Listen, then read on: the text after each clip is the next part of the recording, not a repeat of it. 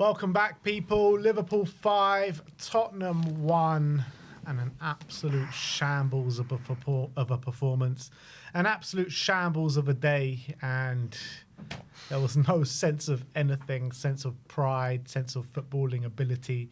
It was actually one of the worst and hardest 90 minutes that I've had to sit through. Like, Liverpool go, 2-1 up and 3-1 up, fairly early in that first half. Was it 25, 30 minutes or something? And pretty much Spurs showed no signs of anything being able to get back into that game. And yeah, we know like going away to Liverpool is hard at the best of time, but when you make so many changes and when Liverpool are literally a point away from a title and the stands are in party mode, it's going to be even harder. But I just thought it was a severe lack of effort and fight from each and every individual player on that pitch today. And you're looking at players like Archie Gray, who are clearly out of their depth playing in midfield. He made a really big mistake to let Liverpool back in the game after we did, I think it was the 2-1 goal. But after you go 1-0 up, you expect to show a bit of like pride and a bit of fight to stay in the game. It's always going to be hard. Even if you go 1-0 up, you don't expect to win at Anfield.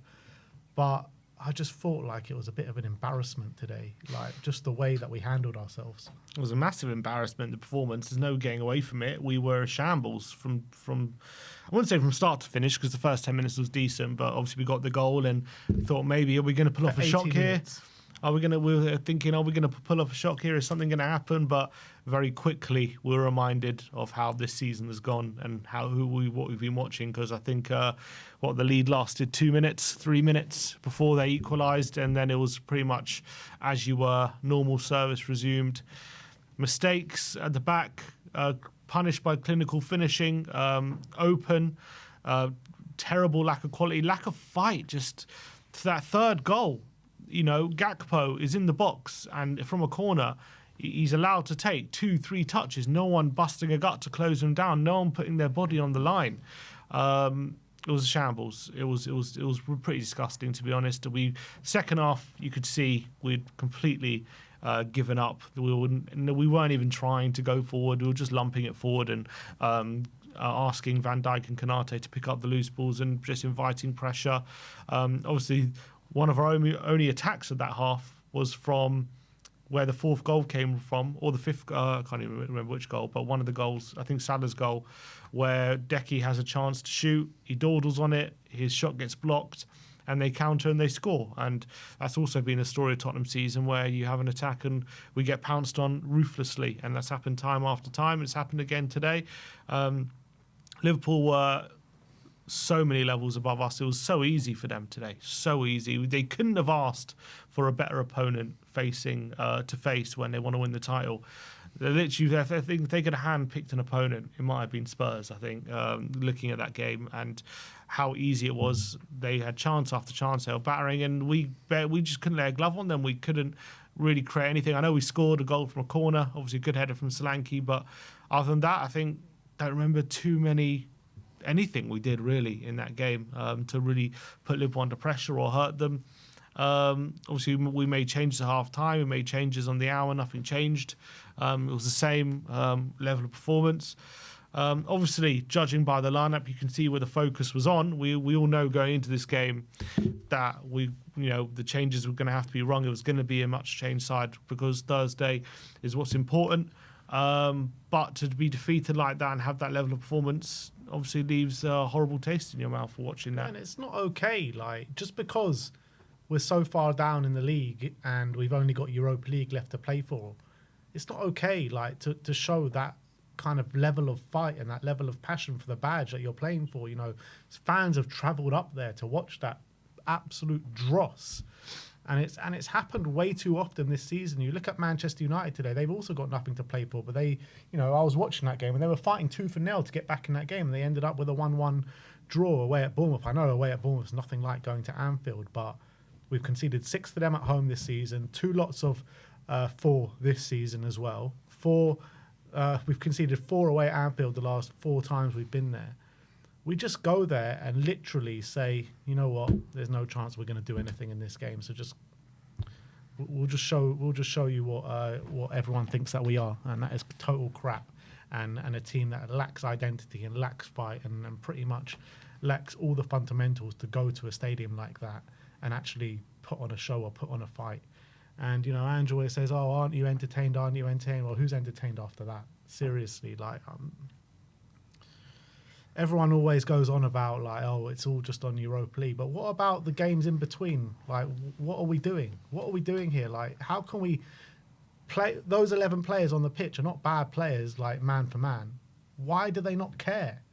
That's what it seemed like on the pitch. They just had no sort of plan or no sort of belief that they could do anything in the game, and it just showed.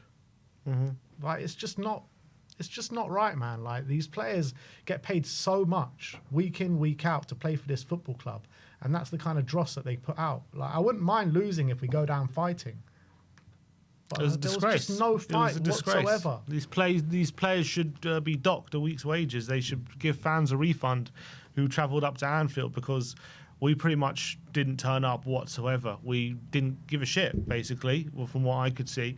And there have been defeats this season where, you know, you could say the players were trying and whatever, like on against Forest, you could see the players were giving everything. I can't say that after that game. I cannot say that whatsoever. It seems that the players stopped running. They stopped doing anything. It was almost as if they wanted to give Liverpool that win. It's almost as if like they had no desire to try and get back in that game, or to even look like they want to get back in that game, to even look like they're trying. It was a disgraceful showing, disgraceful performance, and it's one that I think fans should rightly be angry about, just regardless of the changes, regardless of the focus being on Thursday, which inevitably it will be. You can't allow those kind of performances to be acceptable, regardless of the situation we're in. I completely agree, and that was a completely unacceptable performance. And I don't want to hear Ange after the game saying, "Oh, you know, you can see the players are trying," because I couldn't see that personally. I couldn't see that on the pitch today, and it looked like they had completely given up, and looked like they wanted that game to be over as soon as we conceded a goal. Essentially, like, as soon as the second half started as well, like, all we were doing was lumping it forward and waiting for it to come back. That is literally our game plan, was lump it forward, wait for it to come back, lump it forward, wait for it to come back. Like, there was no like specific game plan to try and get back into that game, or to try and take the game to them, or anything. Like, at least in previous times where we've got battered, you know, we've seen a bit of a rally towards the end. There was none of that today. Like, it literally, I was sitting here watching the game, couldn't wait for the game to end. It felt like that was the same for the players as well, pretty much from halfway through the first half. The players just were dying for that game to end from going 2-1 down. And it's like the amount these guys get paid is stealing a living playing like that. It's a joke. Yeah. I think it should be, well, you know, I would say they should apologise, but I don't know if I want to hear yet another apology from any of these players, because they apologise so often this season for bad performances and all this kind of stuff. And today's another example of it. It's just shocking, shambles, no excuse for that kind of performance. And there's one thing, getting beat at Anfield happens. We get beat there a lot. It's nothing new for us. But to be beaten in that manner, and how bad it was, is difficult to find any kind of positive about. It was just absolutely disgraceful what happened on the pitch today. Yeah, and on top of that, you know, you're breaking pretty much every unwanted record that there is to break this season, and that one is our 19th loss of the season, most ever in the Premier League era, which is, as much as I hear it when we get his saying 17 losses, 18 losses, now it's 19, literally the most ever, and a lot more still to come in, well, at least one or two more left to come in the 4 games that we have left to play. And you're thinking about how bad we were in the 90s, you know, under Jerry Francis and Christian Gross and the Ozzy Ardiles era and everything like that. I can't believe we're sitting here in 2025 with 19 losses to date in the Premier League and still with 4 games left to play. I just can't believe it. It's actually just boggles my mind how we're sitting here in 2025 with 19 losses. It's an absolute joke. In this new brand spanking new stadium that was supposed to take us onto the next level, 19 losses. Well, it's a different level, all right. Yeah, I mean, and with the games we've got coming up, obviously they're not easy games, but regardless of that, we're going to be resting players. We're going to be changing the team. The focus isn't going to be on these Premier League games because we got a European semi-final to think about. So I wouldn't be surprised. I'm sure there are going to be more losses coming up in these next 4 Premier League games for sure. Yeah, but having focus on the Europa League is not an excuse to keep losing like this. It's really not an excuse. Why is it an excuse for us but not for any other team? Like, all the other teams seem to show fight and get points in between European games. Why can't we? Because we can't. Because we're crap, that's why. And we're sitting here being like the worst Premier League campaign of all time. This cannot be accepted by anyone.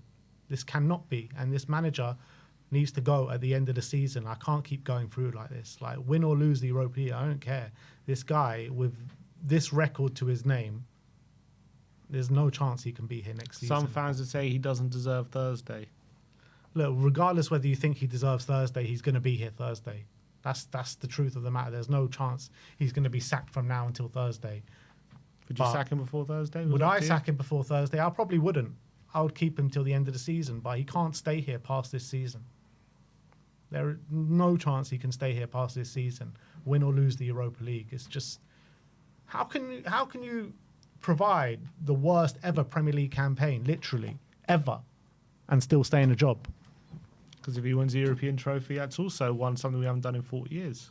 I don't care. You're supposed to be judged on your league.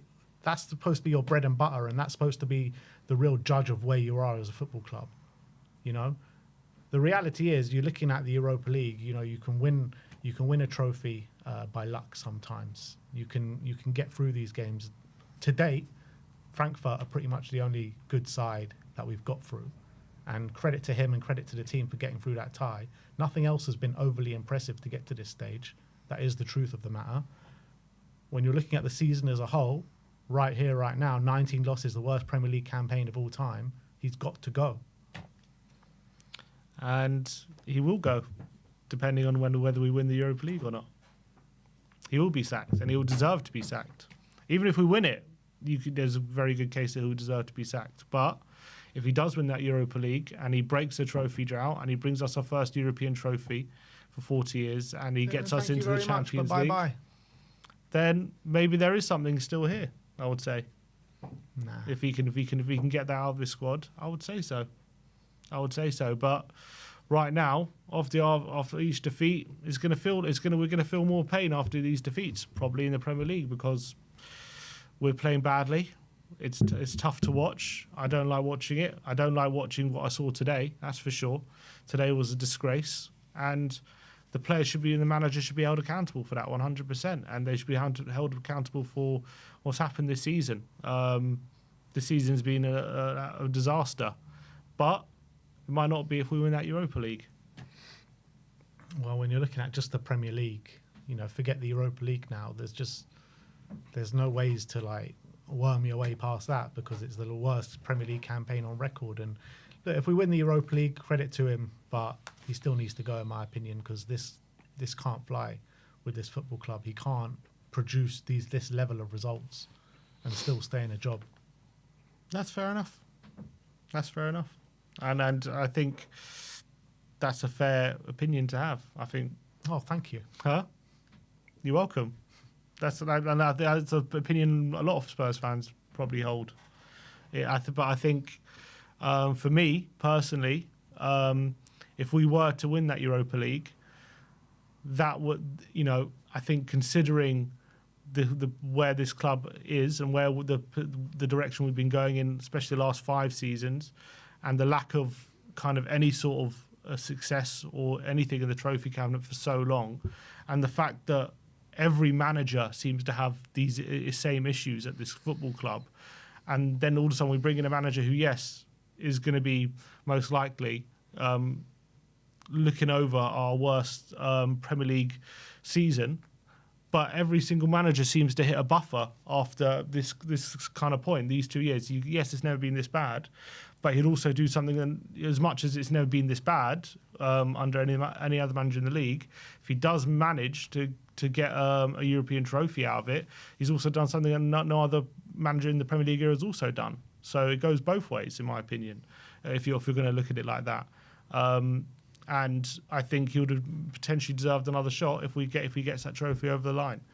But getting that trophy over the line, all it is papering over the cracks of what a terrible, how terribly he's managed the team this season. That's all it does. And it'll be great, and it'll be a great day out, and we're all going to remember that for the rest of our lives, bring home a European trophy, and it's going to be incredible.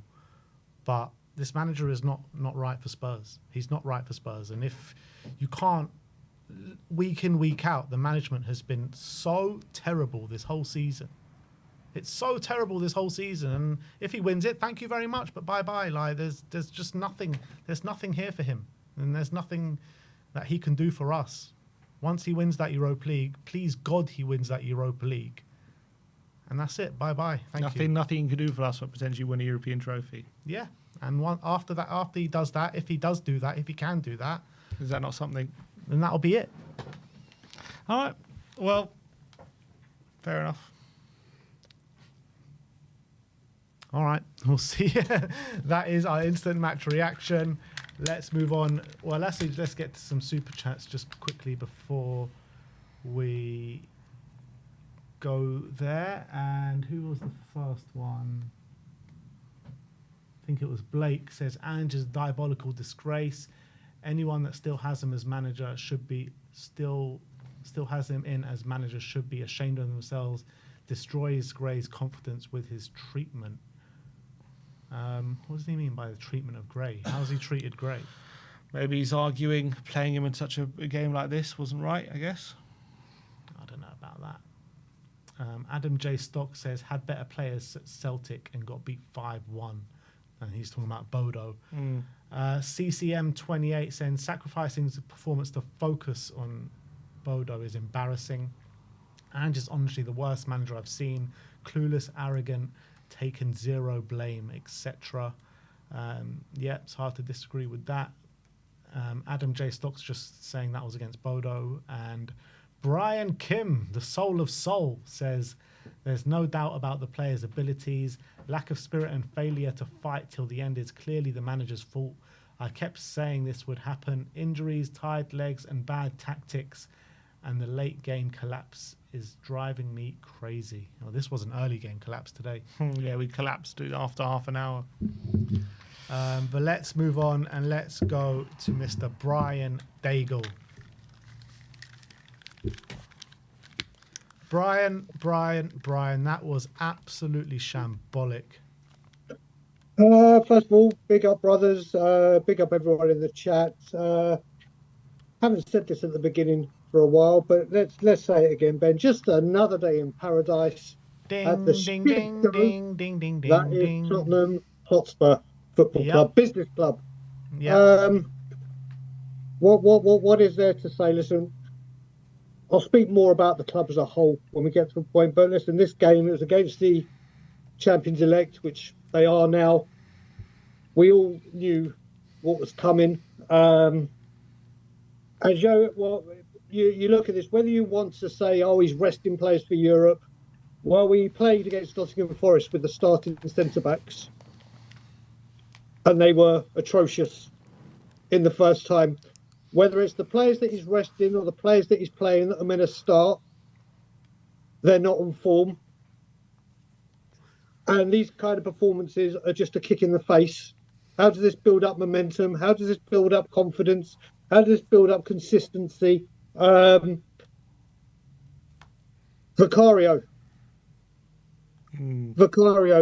the data analytics.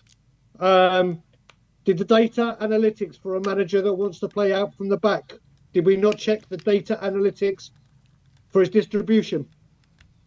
Shocking today again, wasn't it, Brian? Mate, I put a tweet out. It's actually worse than Hugo Lloris's. It's actually worse than Hugo Lloris's. Some of those, I was in the car coming back from Windsor from the first half, but I got to see all the second half. It's shocking. I mean, Ben, we did the Frankfurt game sim. You were obviously there, fans around the world watching it wherever they watched it. He was kicking it out as far and as long as he could And we're all like, yes, this is what we want to see, because he cannot risk it. It gives enough pressure to the back four, whoever they may be, playing out from the back. And he did it against Frankfurt, but then against Forest and against Liverpool, who press. What do? We play it out. We are such a hot mess. Yeah, we are a shambles. we are, and I mean, how can anyone accept that kind of lack of fight that we saw today? I mean, we just literally bent over backwards and said to Liverpool, "Come and give it to us, because we ain't coming and showing any sort of passion in this game." Like, it's just so hard to watch. Again, with data analytics, where was the leadership? Where was the fight? Where's the passion? Where's those players that will say this ain't acceptable, this ain't good enough? What is the data for leadership? There's no data for leadership. Well, you know what? People can see people that will run on that pitch and put in a shift. People like the Scotty Parkers that used to run onto the pitch and you never doubted would put in a shift, and other players that Tottenham have had in their illustrious history that you would say, you know for a fact there was at least one or two players on that pitch that would run through a brick wall and wouldn't accept this kind of performances, and there would be words. There's just nothing. There's someone like Justin Edinburgh, you know what I mean? May he rest in peace. Mate, I've said it before. Colin Calderwood, David Howells, Paul Allens. I'm not even naming big name players here that would literally run on and say, this ain't on. We don't do this. Give some fight. Those fans again that have travelled up and down the country, knowing full well what happens at Anfield with this football club. People, I heard the beginning of the watch along, and people were saying Simeon bottled it or whatever. Didn't bottle it. Simeon, you made the wisest decision ever. Mate, why are people calling you a bottler? Because you spend thousands of pounds going around Europe, Far East on tours, everything you do, because you didn't go to a place where we've won one in like 96 attempts in the league. Bullshit. There won't be an apology from this fan base for those fans that go there. There'll be nothing from this club apart from, we'll come back harder. This is a wake-up call for Thursday. We apologise. We'll make it up. It's all bullshit. It is absolutely all bullshit, because there is no winning culture. There is no accountability from top to bottom at this football club. Now, people could go on and say, and listen, Ange, you have masterminded the biggest shit show of the season I've ever seen. Yeah. But there's a man at the top that has fired managers for less, or fired managers for doing better, and getting higher up the table, and they've gone for doing better. Yeah, he just sits there. No, it's all good. It's all fine. Don't worry, we've got a boxing match. We've just announced round 2 in September. All good. We've got concerts. We've got this. We've got that. The football? No, it don't matter. Don't matter. We'll just let it rot. We'll let it rot and crumble. This club is going through some dark days. And if we do not win that Europa League, we are in for a shit. You think this season was bad? Players will want to go. Players won't want to join. God knows what manager will want to come. That manager, whoever it may be, will be screwed before the ink dries on their contract. There's just what positivity is there to take from a performance like that? Yeah, there's absolutely nothing. Absolutely nothing, Brian. And you know, I was sitting here on the watch long after 20 minutes. I was dying for the game to end. And it was just like going through the motions until the end. And the players looked exactly the same on the pitch today. And in terms of the manager, I know you want the manager out, but would you sack him? Would you sack him tonight prior to the game on Thursday? I wouldn't let him get on the bus. Yeah. I would not let him get on the team bus. People can clip this, do whatever. I said after the Wolves game, he shouldn't be managing Frankfurt. Yes, he got past Frankfurt because we actually decided to play defensive, pragmatic, get the job done football. And then we just throw out, oh, that works. let's try that for a few games and build up consistency. No, these players are not playing for the manager in the Premier League. They couldn't give a fuck. They don't care. Let's just get through the job and try and not pick up an injury so we can play in that game. And then they start to act like a force in Europe and play pragmatic and play the way. No, I don't understand how anyone can accept this.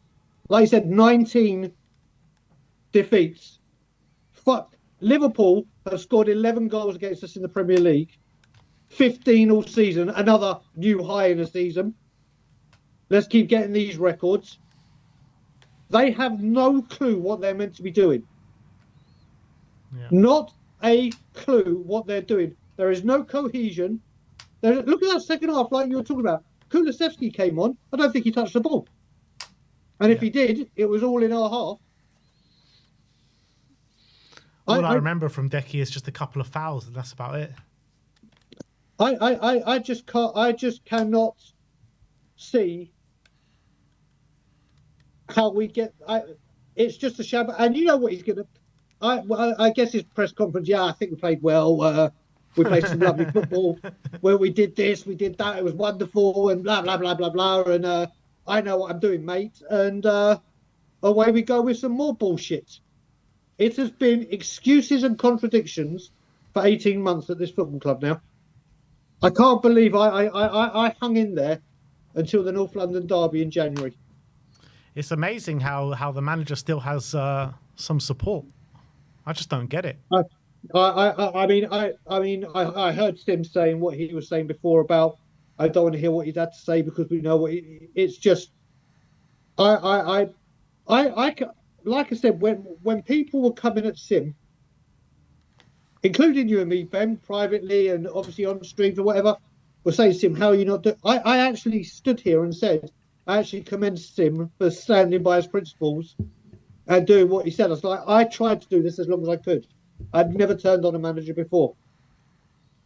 But then there comes a point where you try and defend, and there's no defence for it anymore. You can't blame injuries. You cannot blame injuries. And the only one people can say is Son was out. But there's half this fan base that say Son is done, get him out. So you want Son. There are the injuries. It wasn't injuries. We changed the team today. We changed basically the whole team. The players are there. There's no excuses anymore. Rotating doesn't work. Sticking the same doesn't work. Playing this one on the left, playing that one on the right. Archie, I mean, people talking about Archie Gray, and I am completely in agreement with them. We've wanted to see him in a 6 all season. Been crying out for it. There's been loads of games at home where he could do it. Since the players have come back, he's been into the wilderness. And then we go, do you know what, Archie? I'm going to put you there at Anfield on the day they're going to win the Champions League, the Premiership, when they're all fit, firing, pumped up against a quite fantastic midfield, going for broke. What is this man meant to do? Yeah.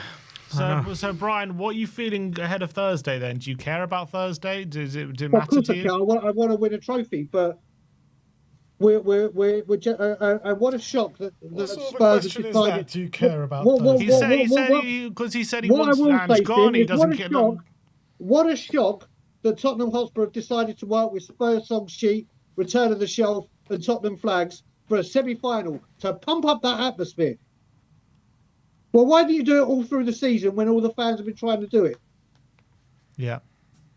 No, we're only doing it on special occasions. I want us to beat Boulder, or Glint, I can't remember how you pronounce. I want to see us at Bilbao. I want to see armpits and us lifting trophies. Mm-hmm. And do you think? And do you think? My only question is, I'm saying, do you think we're more likely to be lifting a trophy in Bilbao if Ange is gone rather than him being here? I don't think Ange can direct traffic.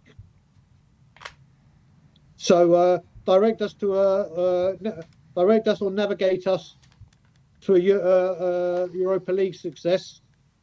I just don't think he can do it. So you think we're better off with Mason? I said it before. I said it after Wolves. I'll say it again. These players do not look like they're playing for him. They turn up whenever they bloody want. to, like they did at Frankfurt, whatever training the club are doing, because apparently Ange doesn't coach the team, whatever, he instructs and then they do. It's not working. The players look lost. Maddison, who is our most creative player, goes AWOL. Whether it's because we're playing him not in the right position or that, I've said it before, there are games where you need your standout players or your big players to demand the ball. If they haven't got the ball, go and get the ball and try and dictate stuff. They do nothing. It is jumpers for goalposts and do whatever the hell you want. I don't see it. I don't see another point in the Premier League with him there. And this Norwegian team, they ain't no mugs. And they beat Ange before. 5-1.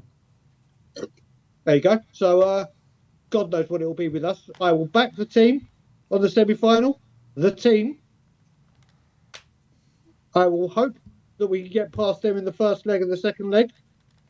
Hope we get to Bilbao and win. Win, lose or draw. This manager should not be in the football club another second longer. 100%. Right now. Not enough. Whether he's given the time, which he probably will be, to try and win it. If he wins it, well done. You've won a trophy. You have got the second trophy in 25 years. You go away. Another one will come in, but don't ever get it twisted. This is going to keep repeating itself under this owner. And I'm back to Toronto tomorrow, but I can't urge enough how important it is that everyone get behind change for Tottenham again. Mm. And whether you don't go to the protest march, but you're going in, make sure if you feel this way that you do everything that's asked or being arranged to make it as loud and as visible as possible. Because no matter what happens, we have gone from Liverpool now winning the league, and we keep using that sliding door moment, the 4-1 at Liverpool, Wembley, and look where they've gone and look where we've gone. And my good God, I don't think any of us, including myself, would have thought that Levy would allow this rot to get as bad as it has. It's mad, isn't it, Brian? Because, you said that this will keep happening, but I don't think it will, because a season like this in the Premier League is the worst that we've seen under Daniel Levy, like by far. And whenever it's like been any sort of inkling that this could happen, the manager goes, but he's kept the manager on, and it's just getting worse and worse and worse and worse throughout this season. So, I mean, it's got to be down on mostly the manager of why we've lost so many games, because we've never seen this under a Daniel Levy Tottenham. Well, it has been, of course that is, but he could have sacked him. Yeah. At any given point. Yeah. And he could he have sacked him after the North London derby for lack of performance? Maybe. Could he have sacked him after Tamworth for that absolute shit show performance? Could he have done it after the Everton and Leicester defeat back to back? Yes, he could have. Could he have done it? We look at Aston Villa that went and strengthened in January with that, and look what they're doing. What did we do?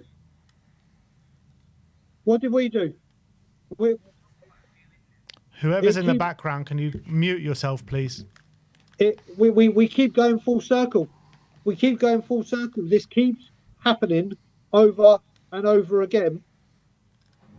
And unfortunately, until we get rid of this man and this ownership and this board, whether it takes 18 months, whether it takes 2 years, whether it takes 23, this is just going to keep repeating itself. But this time, once Ange goes, if we don't win the Europa League, if we don't, the big players will want to leave because there's no European football. The big players won't want to come. We won't pay the big wages. And God knows what shit show we'll be in. But hey-ho, it'll be another project. Let's get behind the manager. And what is it? It's a process. Let's give it time. We've got to be patient. I think it'll be our 28th rebuild in 25 years. But hey, it's all good, isn't it? Let's keep accepting this. But people like myself, Stel, and all the others, will be classed as negative because of how we keep talking about the board. And maybe there's a point to it. But how many managers and how many times do we need to keep going round and round this circle and this going on this blooming going around and round and around and just seeing the same thing repeating itself. We're not a football club anymore. I saw all the things yesterday. I mean, people take this like high, but it's not like high that we had North London forever being chanted out at the boxing last time. I mean, what the fuck is that about? You know what, Brian? But that's. But mate, I don't, mate. Whether you believe it, that stuff matters to me. The very fact that at our football stadium, our bitter rivals anthem. Do you reckon Goodison, "You'll Never Walk Alone" goes on? Do you reckon that Fenerbahce and Galatasaray, Rangers or Celtic, or all they will happily play? But the stadium got rented out. Like, it's got nothing to do with anything. I don't care. You, mate. I don't. That part it has drives me wild. I don't see how anyone is seeing that this is acceptable. Rent it out. The only ironic thing, Brian, is that they're playing North London forever in a Tottenham stadium, when Tottenham are the only team that have been North London forever. Well, you got that point, right? It just blows my mind. But this is what this football club has become. This is what we've become. We have literally become a business entity. We have become an entertainment complex, like I said, with an ever-growing property portfolio that plays football as an inconvenience to these owners. Yeah. End of. Brian, thanks for coming on, mate, and safe travels back to Toronto. Cheers, brother. See you later on. Leave you out. Big up, Brian. Big up. Another super chat here from Ozan Kabak. Yes, he played centre half. He says, "Go and win the Europa League trophy, Spurs. You'll never walk alone." Harry Cook says, "Such a terrible manager. Worst team with the best talent I've ever seen. So poorly managed. Top 8 should be a minimum." And AJ with the super chat says, "Get him out tonight. Tactics, leadership skills of this fraud is non-existent. Anyone think that performances look he has the players backing?" I mean, today it didn't, that's for sure. Let's keep going. Mr. Stelios from Tottenham away. Stelios, another embarrassment. Talk to me.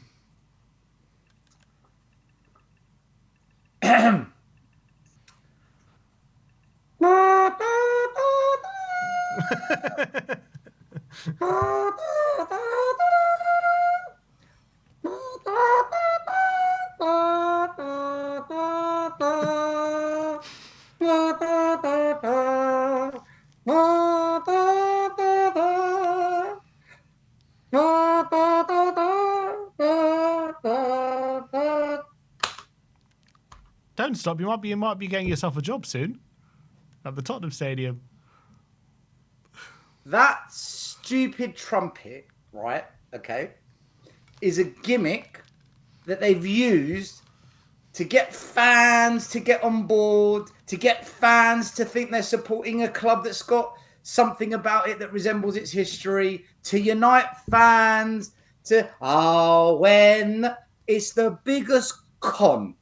And it all started when Daniel Levy said, "We've got our Tottenham back." Hashtag Daniel Coys. And all the fans jumped on it. All the fans said, "We're going to win the league. Be patient. Give it time. Process." We've been listening to misleading information from the owners. We've been listening to lies from our own fan base. We've been listening to constant media PR and spin to brainwash us into thinking, yeah, now's the time. It's all going in the right direction. Guys, under no circumstances ever in any books of a so-called big club, a so-called top 6 club, was that acceptable. And nor should it be tolerated. Agreed. That performance today is nothing that resembles mentality shift, winning culture, big football club, big 6 spending. Nothing at all that you saw on that pitch. But it's okay, guys, because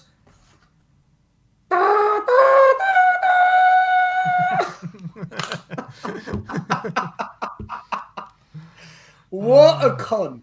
What a con. Levy, Enoch, Lange, Ange, the biggest con. And it pulled everyone's pants down. Everyone. And God forbid, a few of us fans, we don't, get caught up in we like balanced debate. Let's have a balanced conversation. What balance, man? Where's that balance got anyone? Where has balanced debates got any fan in this club other than to sit on the fence and not take a side? At least Sim, for all the drugs he's taken this season, the delusion, the complete experiment that is now Sim, at least he took a side and he backed Ange. At least I can say, you know what? Sim tried to back it. Right? It's all backfired, Sim. Right? You're going to get it. You're going to get it, Sim. Wait. Stel, before we start, wait, Stel, before we start, I spoke to you 2 weeks ago and we held the same opinion. You said if he won the Europa League, he can stay. That's what you said. Sim, that was 2 weeks ago. That was 2 weeks ago. So have you changed your opinion? Is that not true anymore? You change your opinion every week. I'm asking you. So are you avoiding that? Are you avoiding answering my question? He's not winning the Europa, Sim. So if he does, though, you said 2 weeks ago if he does, he can stay. I don't do if, buts, and maybes. I go by what I see. And what I'm seeing is the most horrendous. So you're not answering the question. Okay. I am answering it. You said you'll give him the domestic cups. We crashed out the cups and you doubled down on backing him. Right? You said I said I'll give him to the end of the season. I said I'll give him to the end of the season. Yeah, so you changed and you kicked the. I haven't changed. I've always said I'll give him to the end of the season. The only time I changed was after the Chelsea game when he did the Ear Cup. And I said he should go after that. But then I said if he gets past Frankfurt, he can have to the end of the season again. This manager is getting away with murder because of fans like you and that other, and I feel sorry for him because he doesn't know his arse from his elbow because he's too young to know, that Nathan guy that had the audacity to come on this channel, the biggest Spurs fan channel in the world, by the way, that's what you've got, to come on here and call fans like Danny Kyriakou negative. What planet is that Nathan on? Stel, you completely misrepresenting that interaction because Danny was sitting here saying he will bet anything that we will not get through the Frankfurt game, and Nathan was pushing back on that. And guess who was right? It was Nathan. It wasn't Danny. Nathan called Danny's opinions. Nathan, he had the audacity to call Danny negative. He had the audacity to say that we would get past Frankfurt, and Danny was giving him shit for it. And guess who was right? Nathan called Danny negative because he had a view of Ange that wasn't one that this guy can deliver, right? Whether it's the Frankfurt game or the next game or today, if any Spurs fan dares to say that this manager is a joke, this team are so badly coached, they're so void of being taught how to defend as individuals or as a unit. It's not just Nathan. All of them have done it, Sim. All of them this season. Right? And they hide behind, but I'm allowed my opinion. I'm allowed balanced conversation. No, man. Look, these fans have killed the club. I don't blame Levy anymore. Levy created the mess. Fans keep us in this mess. And it's a tough conversation to have, Sim, because it might push some fans away. No doubt there'll be some, people that are too scared to come on this channel and show us their face and let's hear what they have to say. They'll jump on the comments later and say, things like, I'm allowed my opinion. I'm allowed to have my view. Stelios isn't balanced. Stelios is negative. We're toxic. We're this, we're that. No, we've been saying it all year long. All year long. Wait, and it's always an excuse. Wait till the players come back. Wait till we get up. Our players came back for Wolves. Shit show. Our players were back for Nottingham Forest. Shit show. Our players were available today. Shit show. It's got nothing to do with players being available. Look at the goals today. Let's look at the game today. The first goal. Archie Gray, he's a number 6. Right. Look at what he did for the first goal. Look what Danzo did for the first goal. Then you go to the second goal. Look at Tell's defending, giving the ball away. Gray getting bullied. Not even by a player bigger than him. The other player was the same size. Look at the third goal. Bergvall. Can't clear a ball. He heads it to the edge of the box. The exact same thing Porro did against Nottingham Forest. The carbon copy, and the same problem happens. Johnson goes sliding in, misses the ball, misses the player. Kulusevski, he makes a run up the pitch. Spence makes an overlapping run. Feed him in, feed him in. No, I'm going to go the other way. He killed Spence, lost possession of the ball, counter-attack, 4-1. Every single goal is because Ange isn't coaching them to defend. Ange isn't coaching this team how to defend as a unit, as an individual. And if fans like me come on here and point it out, if fans like Danny talk about it, if Sava, Box Office, Danny, Maz, anyone, if we dare say it, you get the Natans that call us negative. That one conversation with Danny isn't a one-off. They all do it. And you know what? They're too scared to debate it, man. And this is why the club's in a mess. They're too scared to have the conversation, guys. You won't see me on a panel show because I will challenge it. I can back up what I say. I've got substance to what I say. I don't just say things to be liked, or let's just say something that's really, really cool so I get likes and subscribes. I say it because I see it. I said it back in June and I stick by it. This manager, the day he re-signed Timo Werner, the writing was on the wall. We won't win the Europa Cup, guys. We'll come close. We'll knock on the door. But come push or shove, all these bad results, all these bad performances, all these individual errors, they're going to catch up on us and it's going to backfire. Matthias Tell, fans think they want to sign this guy. I don't care if he's 20 million, 30 million. He's rubbish. He's rubbish.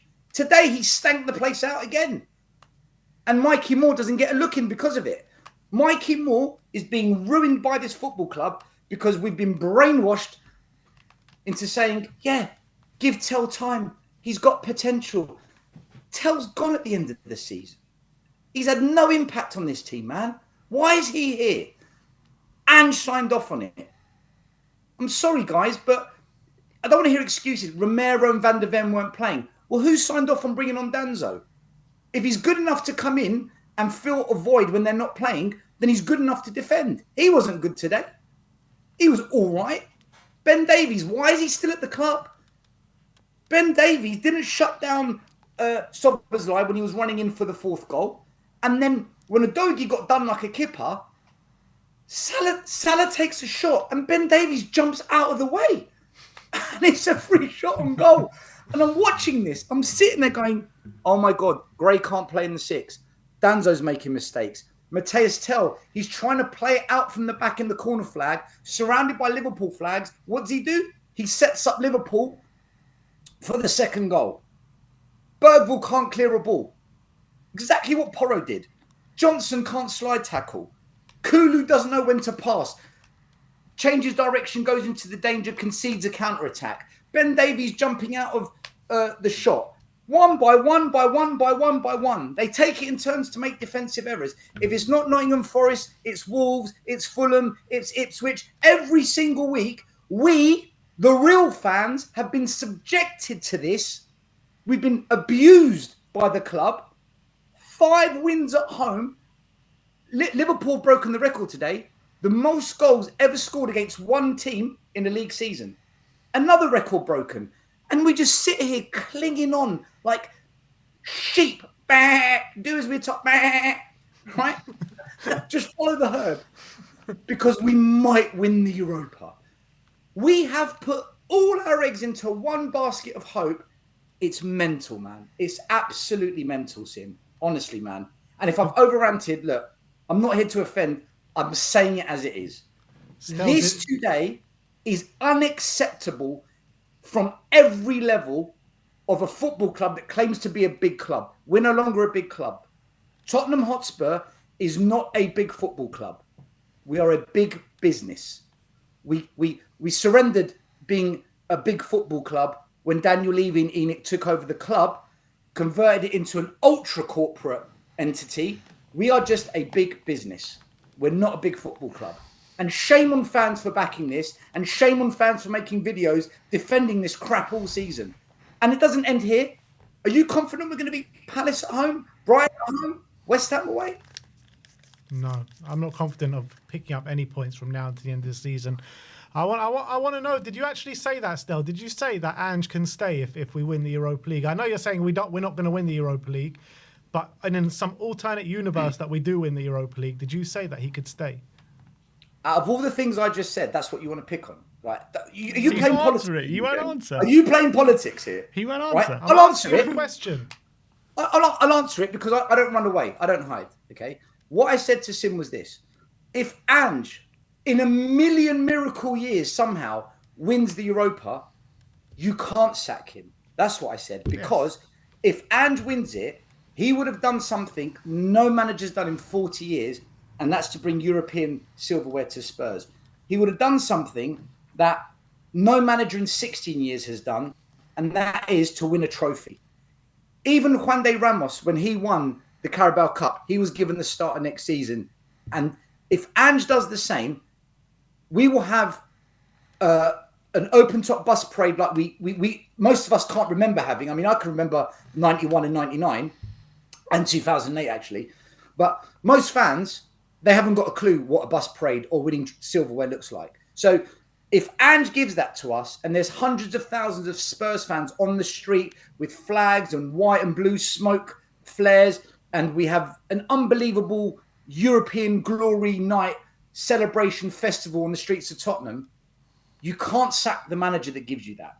And that was my honest view. And I'm fully Ange out, Levy out, Ange out, Sim out, everyone out. Okay. We hold the same opinion. I don't understand. I disagree with that. No, because you've been defending him all season long, even when it's been diabolical. Sim, you've backed him, and I just don't understand the logic. Season, and if we win that Europa League, he can have another season. I want to give him that a chance to do it. That's what I've said. I disagree with that, Stel. I think if we win the Europa League, you sack him at the end of that trophy parade, or you sack him the day after the trophy parade.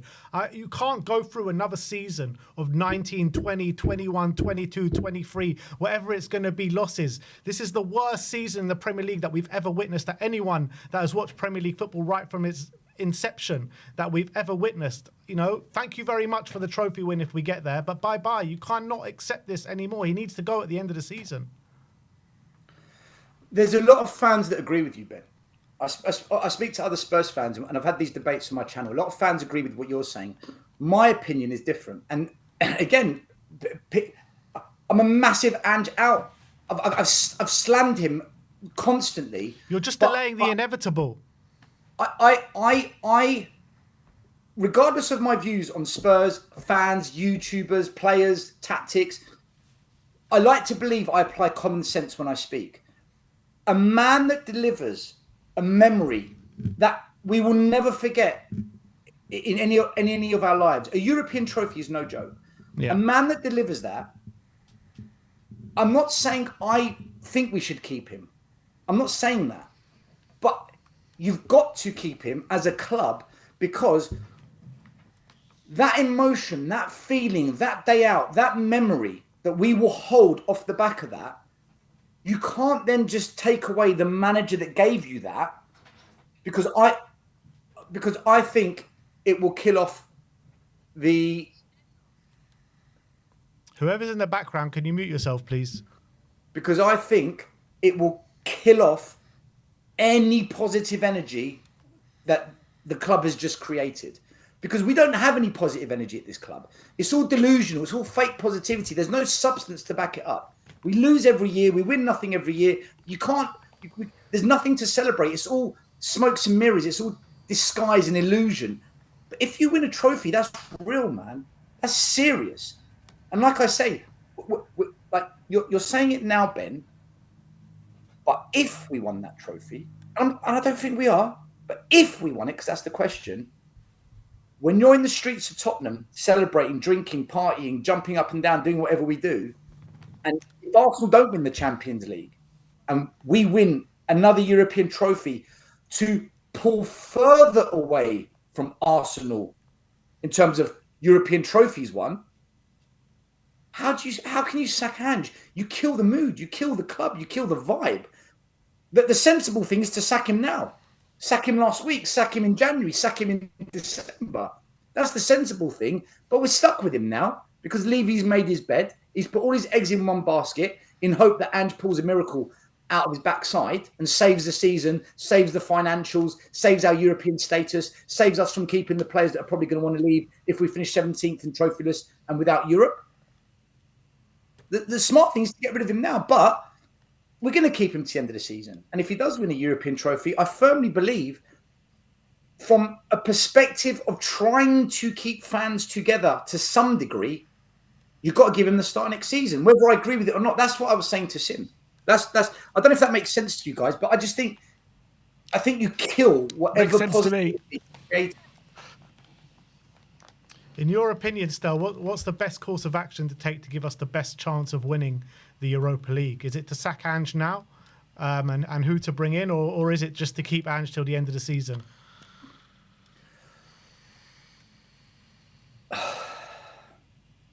I don't know if a manager can turn this lot around right now because the damage is so deep. I look at the defending, and I've come on every time I've spoken. I've always kind of made a very deliberate issue to talk about the defending because for me that's the biggest issue.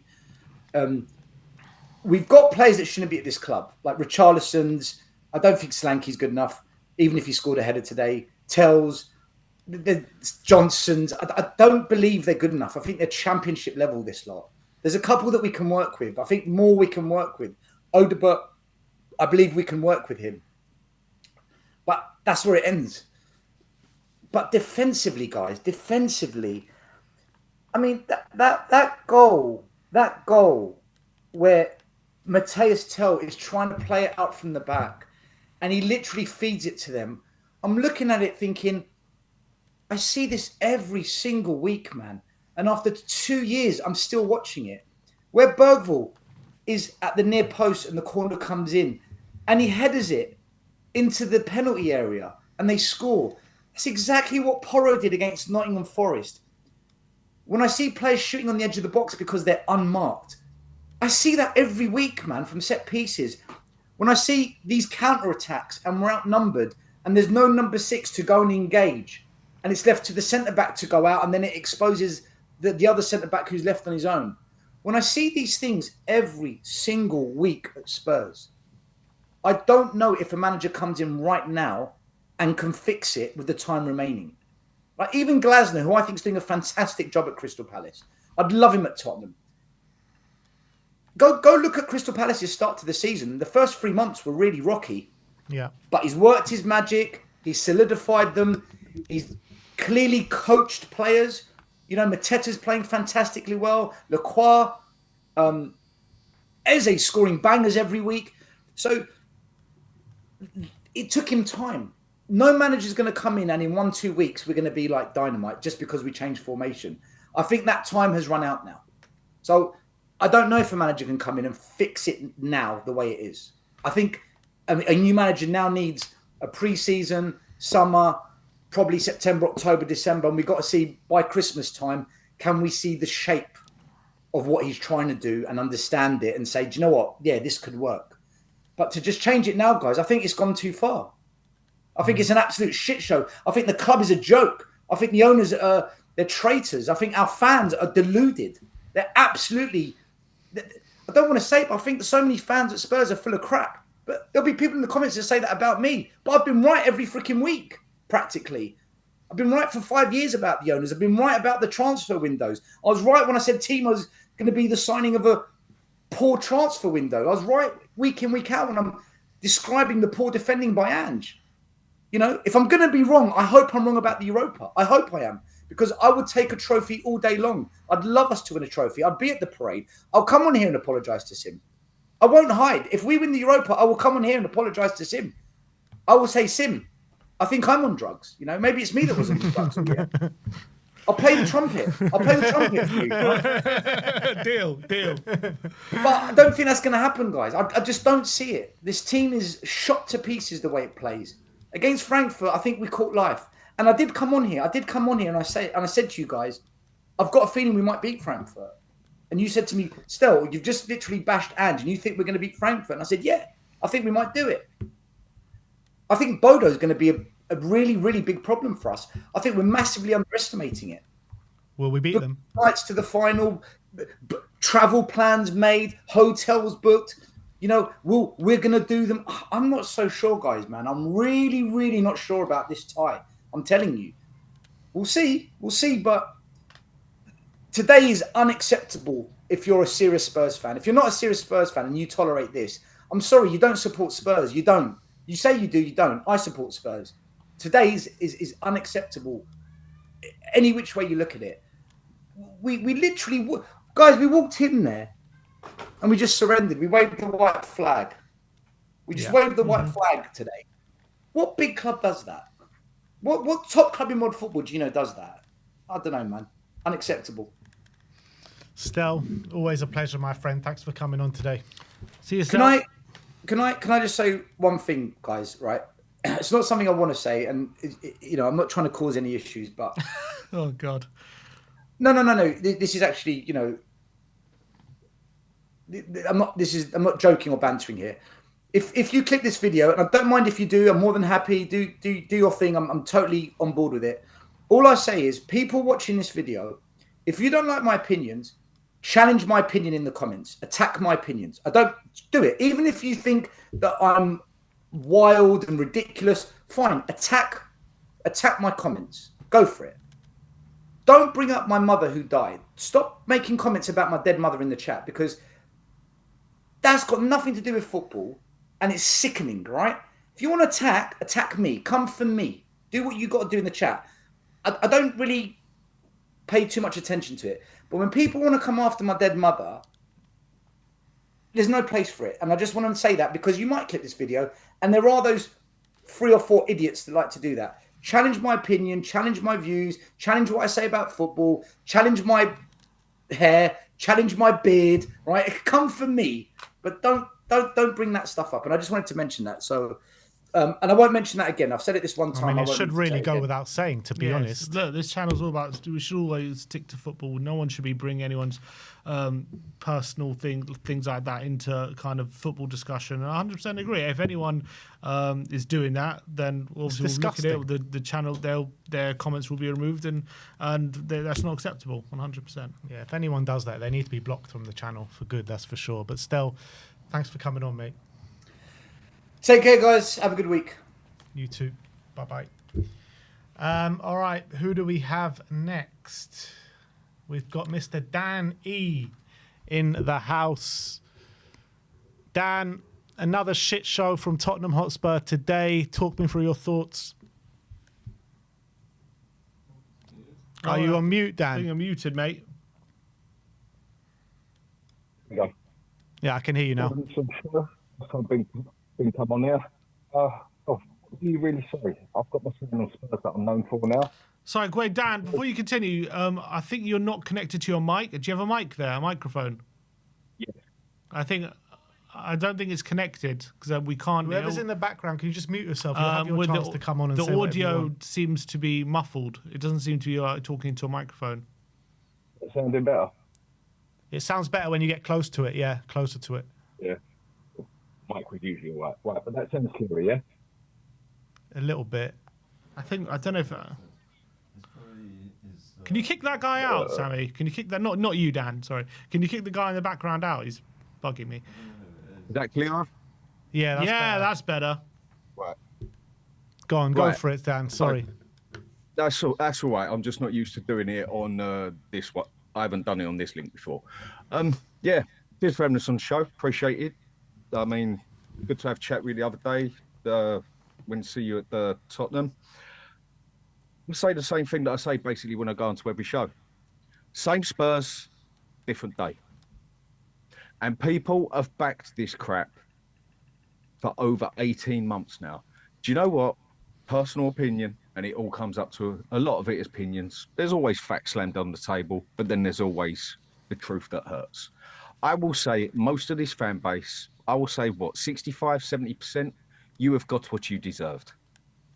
The only thing that hasn't happened, that Arsenal didn't win that league and we didn't get relegated. That is the only way this season goes any worse.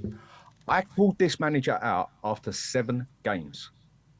7 games. There was a reason to it. Some of it, I know we all see football different, yeah? But I think he's crashed. Is he crashed in the back end? Sorry, Dan. Try and maybe we'll see if we can get you back on, but you've seemed to have frozen. So, do you have anyone else there?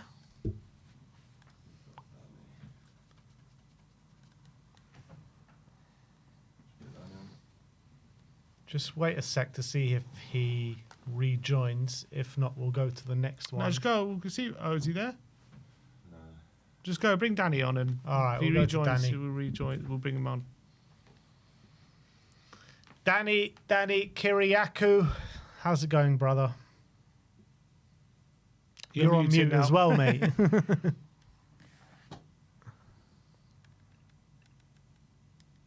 No, can't hear you. There we go. No, That's better. there you go. There you go. What's going on today? What's going on today? Tottenham's going on today. That's what's going on. I mean, yeah. I don't know what everyone's watching. I thought we had a really good game. I actually generally thought we played well. Like, I mean, this is kind of what we wanted, right? We wanted Ange Ball. So this is kind of what Ange Ball is. So I thought on the basis of Ange Ball, we had a fantastic game. I think this game was an absolute masterclass in Ange Ball. So I don't know why everyone is so upset. Honestly, I think everyone should be really happy, because I'm happy, because I genuinely thought that this is what I paid to watch. I paid to watch Ange Ball, and we're getting Ange Ball. So I don't know why everyone is coming on saying they're so happy, so unhappy. I mean, this is exactly what it's who we are, mate, isn't it? Isn't it not? Are you not entertained? Yeah, I was thoroughly entertained. I mean, to be honest with you, the most entertained I was today was watching Stel do was it goat noises or sheep noises? I think that was for me the most entertaining part of it. Look, the game was I turned off after 4-1, and according to some people, if you don't watch Spurs or you decide to walk out at half time, you're apparently not a fan. Or if you talk badly about Ange or the tactics or Ange Ball, so to speak, we're apparently all not fans. So yeah, I mean, to be honest with you, if that's what being a fan is, then I don't want to be a fan of that, because that was atrocious, to be honest. That was some of the worst football I have seen in a long time. No, Danny, in fairness, you left at half time we were winning 2-0. It was a bit different, isn't it? Than the game I didn't leave when we were winning 2-0. When do I leave a game winning 2-0? Then isn't that the game you were criticised for leaving? The Southampton game? No. Yeah, it was the Southampton game. Was it the Southampton game? Yeah. Oh yeah, no, it was. Yeah, it was the Southampton game. Yeah, it was. Yeah. But I don't care about that, Sim, because again, it was an awful second half. I mean, again, loads of people left. Do you think it was just me that left? I really couldn't care less. I had much more fun in the pub with everyone else. And the funniest thing is, like I said, Sim, if we're going to go there, no one in the pub celebrated when we scored that third goal. That's how sad it is. That's where we've come to. So, to be honest, for me, it is what it is. This is who we are. This football is Ange Ball. And if people like this, then then prepare for a relegation battle next year if we have Ange. Because look, the thing that I see with I do agree with what Stel says. As much as a lot of people don't want Ange next season. If he does win that trophy, what's going to happen is he'll keep his job unless he decides to walk out himself, right? Which is a possibility. And then and if not, then it'll be a couple of months in and he'll get sacked, because he's not going to improve how we're playing at the moment, because in 2 years he hasn't improved it. We've just got progressively worse and worse and worse. I mean, so Danny, if that's your opinion, right, and you think that if we win the trophy, he'll get sacked a few months or a couple of months into the season, then why would you not just want him sacked at the end of the season? No, I do want him sacked. I want him gone regardless of what happens. But I think in terms of merit, in terms of what a lot of people, well, look, if you go and win a European Cup, you haven't won in over 40, 45 years nearly. Yeah. Then you've got to give him that benefit of the doubt, regardless of I mean, what? I'm just talking about what I think Daniel Levy would do. I think Daniel okay. Levy will give him the benefit of the doubt. Yeah. If it was me, I'd sack him because I don't think he's ever going to improve. I see if he was to win it by some miracle, right? I see the same thing happening as what's happened to Ten Hag. He wins the trophy. Everything's all great for a couple of months. The transfer window maybe is not the greatest, and then a couple months later, we're still doing poor, and he's sacked. It might be sooner than later, to be honest. I don't think that Daniel Levy will let it go too far into the next season and have an absolute stinker like we've had this season. I mean, we have technically now leveled our worst ever Premier League, or have we actually beaten our worst ever Premier League record now? So we've beaten our worst ever Premier League finish, and we're on course to having our worst ever finish in the history of the club in English football That's in over mad, 140 years. It's right? mad, isn't it? That is diabolical on the highest level of any football club, right? No football club should be in the position that we are in, and then going to have potentially, which I feel it is going to be, our worst ever record in our history in English football. That dates back pre-Premier League, right? In over 120, 30 years, 40 years. It's disgusting. Absolutely. I'm telling you, Keith Burke, all these people, right? All our legends of this club will be turning in their grave. Well, didn't Birkinshaw get relegated? Birkinshaw did get relegated. He did, but I mean, it's kind of on course for an Ange Postecoglou kind of season, to be honest. I mean, we're very lucky. In his relegation season, I don't think suffered as many losses as we've suffered this season. Yeah, that's true, but that's what I'm saying. But Ben. is he not a club legend, even though he got relegated? Yeah, because he won us a European trophy. There you go. Right, but yeah, He but won he us did more than a he's European done more trophy, than- though. Yeah, he did more than that, Sim. He won more than that. So let's not take it out of context, right? Not. No, because he did a lot better than what other managers have done in our history, right? But I'm not saying it criticising him. No. But I'm saying he's done more than what most managers have ever done at this club. And if Ange wins the European trophy, would that not also be true? Yeah, but this is the definition of Spursy, Asim, right? To have your worst ever record in the history of the club in English football, and then go and win a European trophy. I mean, you can't get more Spursy than that. You genuinely cannot. I agree with you there. You can't. Like we've like Stel said, we've broken another record today, right? For the most goals Liverpool have scored against in a single season against one team. That's disgusting, right? Because every time we play over, like you said it yourself, Ben, we bend over backwards. We literally bend over backwards. And it's disgusting. It's disgraceful. I don't care who the manager is. Any one of those players that decides to put on a Spurs shirt and wear that crest on their chest and take a fucking paycheck from that club should be playing for that badge. They shouldn't be playing for the manager. And they should be playing for the fans who pay the money to watch them, whether that's on TV around the world or whether that's in a stadium, home or away. That's what they should be playing for. Nothing else, right? If they can't even play for that, get the fuck out of the club. I don't want you at this club. I don't care who you are, get the fuck out, because they don't deserve to be at this club, right? None of them. And the worst thing is, we've got one of the lowest wage budgets in the top 7 clubs, right? And yet they still perform like that. It's disgusting. It's like, do these players think that they deserve more money? That's how bad it is, right? So, look, someone like Bill Nick, he would be turning in his grave if he saw this diabolical season. I'm sure that most Tottenham fans, like all of us, we all want to win a trophy. We all want to win the Europa League, right? It will be a miracle if we do. Genuinely, it will be an absolute miracle. But 100,000,000%, if we actually manage to pull it off, I guarantee it's going to be the most bittersweet season we've ever had, because you'll win the trophy on one hand, but there's no way we are picking up any more points this season, right? We'll be lucky if we pick up 1 point. Honestly, we'll be lucky if we pick up 1 point. That's how bad it's been. I just can't. I think if we get knocked out of the Europa League, those players are done. They're not even going to try. They're not even. They're going to go out there and they're going to play worse than they did today. That's how bad it's going to get. So I genuinely can't see where we're going to get a point.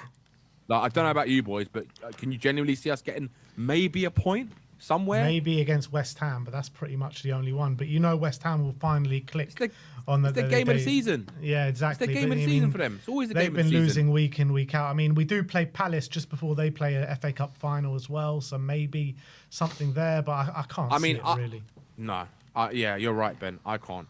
I just pray for somehow hook or by crook, we somehow can get through this semi-final and see what happens. And I tell you one thing, I've heard a mixture of Spurs fans talk about if we were to get to the final, who would you rather play? I don't know what your boys' opinion is on this, but I would rather play Bilbao, because if they get to the final any day of the week, than Man United.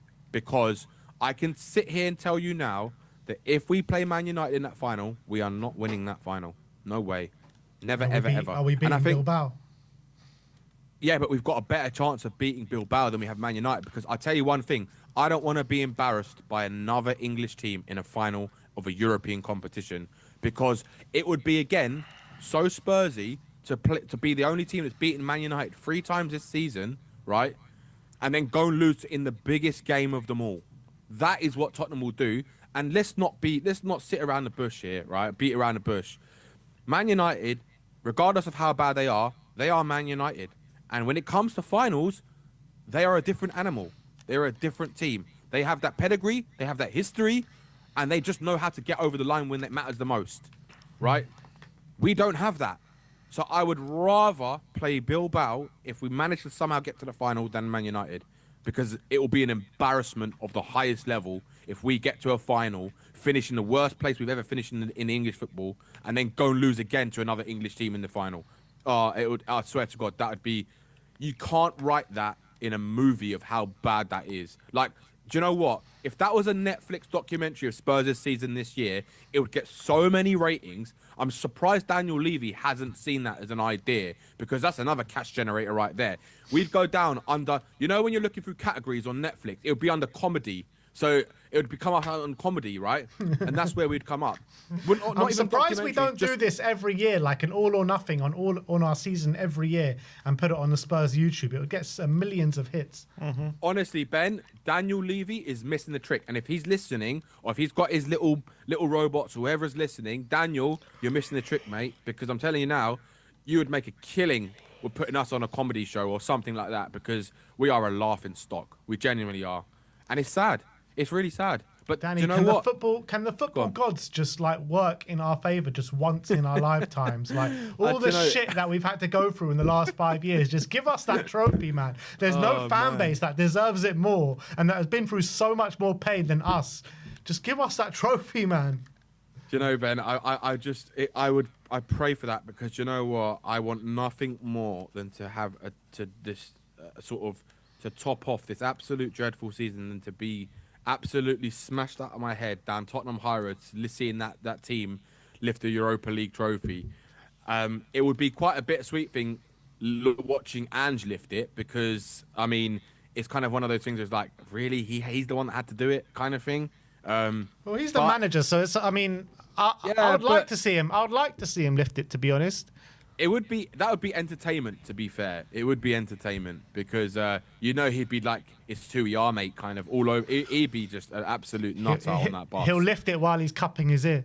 Yeah, he'll definitely do that. He'll definitely do that. There'll be some good content for you boys on that, a day like that with Ange. Yeah, I'll tell you that. But look, I think we just got to hope now for Thursday, because let's be honest, our season relies on having some kind of decent season. Is the Europa League, basically. Today was, again, I don't even want to talk about the Premier League, because we're checked out already. We checked out a while ago. So yeah, I think like, I mean, the fact that, do you know what the funny thing is? The fact that I saw, was it last week or the week before, that on Twitter someone was posting that Spurs are now mathematically avoiding relegation. I mean, I never ever thought I'd see that in my lifetime. So I mean, do you know what I mean? I mean, we're lucky that the bottom 3 are so shit this year, because we ain't hitting 40 points. Ben, honestly, do you know what, Ben? That's the football gods working for us, because because I'm telling you now, right? If they weren't as bad as they were, right, we would have been. I think we would have been relegated this season. Yeah. Genuinely, I think we could have been relegated because, what, Southampton were the worst ever finish in the Premier League history in terms of a team relegated. I mean, that's how bad the teams below us have been, and we've lost to, I think, all of them below us. So you know, Danny, when we were under prime Pochettino and we had that points tally when Chelsea won the league under Conte, we were all putting out these stats saying how many times we would have been champions with that points tally in the last however many years it was. How many times in the last 10 years we would have been relegated with less than 40 points? Yeah. Surely there's a couple of times at least. No, I don't think it'll be that many with 37. Surely a couple at least. There was only once West Ham got relegated with 42. Yeah, and I don't think we're even going to get 42 this season. That was like the most ever anyone's been relegated. There's definitely seasons where we would have got relegated in points that we're probably going to finish on this season. Yeah. Maybe once or twice, I would say. I don't know much more than that. But we are genuinely, the football gods worked in our favour on that one because we were very lucky that the teams below us were even more shocking. I mean, the fact that we've lost. Is it more away games than Ipswich this season, which is just... Is that right? I think so, yeah, in the Premier League. I think we've lost more away games than them. Yeah, Dan's nodded and said, I think it is right. I think that was the stat last week after I can't remember, was it last week? Or a week before? I mean, it's just... We've basically broken records for every one of the worst stats you could possibly have as a stat against you. That's what we've done this season. So if that's what Ange Ball gives us, I don't want it. I don't want it anymore. I'm just done with it. Or if he gives us a European trophy. I'm done with it. Sim. I don't want him here. I genuinely am done with Ange Postecoglou. He is lit. Look, I think Ange will be a good manager at a lower level. I think if you put him in the Championship, I think he'll do well. But when it comes to not the top end of the Premier League or any other major top 5-6 league in Europe, he is not the man for the job. He's not good enough.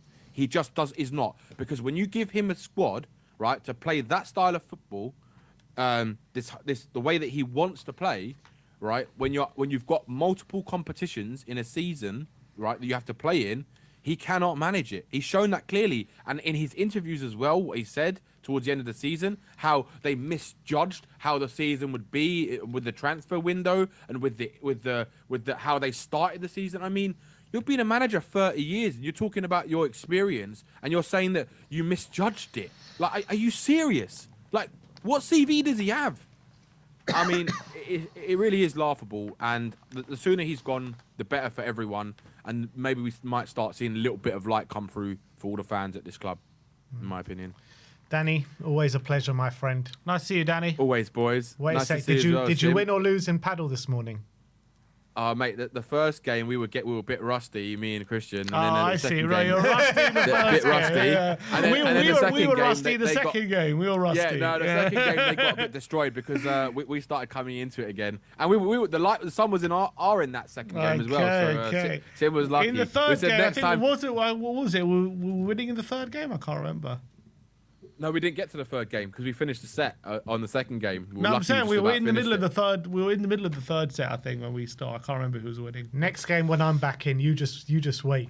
You just wait. Danny, big up to you, mate. Thanks for coming on. Yeah, big up, boys. I'm looking forward to it. Anyway, take it easy, boys. See you, Danny. Cheers, Danny. Let's get Dan E back on. Hopefully, it will hold up this time. Yes, Dan. I'm not sure what happened before. Yeah, there you go. No, it was my VPN. I didn't realise I had my VPN on and it crashed with the system. Do you have ExpressVPN? You don't have ExpressVPN, that's why. No, I use Surfshark and ExpressVPN. I use for other things. Some are better than the other things. But anyway. And the other things don't crash. Sorry about it. Right. Anyway. Well, birds seem to crash all the time, don't they? Yes, now, that's for sure. The thing is with the whole thing that I personally want to get into here, yeah? Like I said, I called this fellow over 7 games. After 7 games, you cannot play this way in the English Premier League. You can't do it in the Spanish League. You can't do it in Serie A. You cannot do it in the Bundesliga. You cannot play this way in a big league. The Scottish League is ranked that low for a reason. Whether people take that offensive or not, take it as you want. A fact is a fact. Okay, come over here. I'm more than willing to give the man a chance. 7 games, I was already saying on Sabbath's show, this isn't going to work if he keeps up with it. I thought, but do you know what? A normal manager, an average manager can adapt. Can this man adapt? We've seen moments where it looks like he has, but he couldn't. No. What do we go and do as a club? We go and waste, and this is where I'll get my bit of stick. I don't care. I don't do this for lax. 40 million, basically, or 30, if you want to say with a player, we wasted on Archie Gray. Now, I've got no beef with him. For what he's had to do this year, I feel sorry for the boy. And I think he's done all right in what he's had to do. But we should have gone out and gone and spent 40 million on a player established that would have got into that 11. And there was plenty out there. Me, Stel, Sava, Brian, Perchy, everyone else who I speak to, Maz, has a lot of them. We went through lists. And we got Bergvall as well. Okay, he seems to be coming up all right. But then Ange goes and says we didn't need to go for no other players than that. These kids are really good. And then next thing I know, as all I hear off, I'll say 70% of the Spurs fan base, he's phenomenal, he's this, he's going to do that. He's never even played in a big league in his entire bloody life. He's in the Championship. He is young for a reason. He is not ready for the Premier League yet. And that blatantly showed today. My heart is out with him. I feel for him. It is no grudge I've got against him. At the end of the day, it's football. It's a dog-eat-dog world. You want to win out there, you got to do what you got to do. But no, we backed it up all the way. And we backed the signings and everything. People still preaching on that Tell is going to be good, that he is good. What are people watching that I'm not seeing? I know we all see different things in football. I'll see something in a game that you won. You'll see something in the same game that I won. That's just football. But how can people still back Tell on here?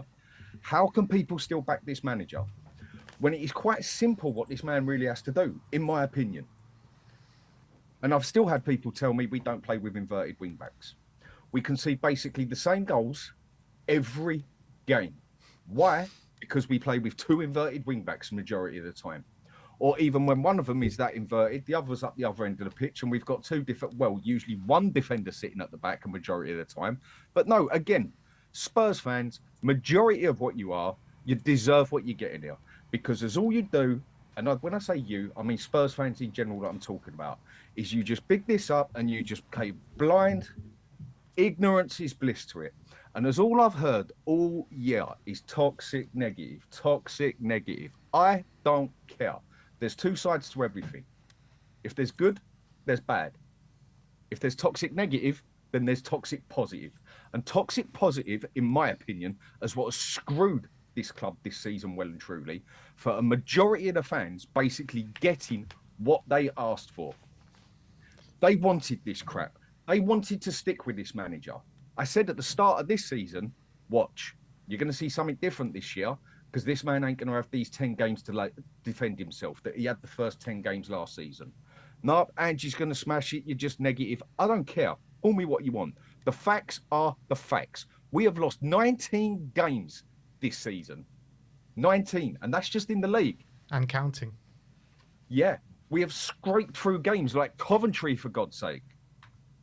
We now also have fans on here bigging up how Ange has built up...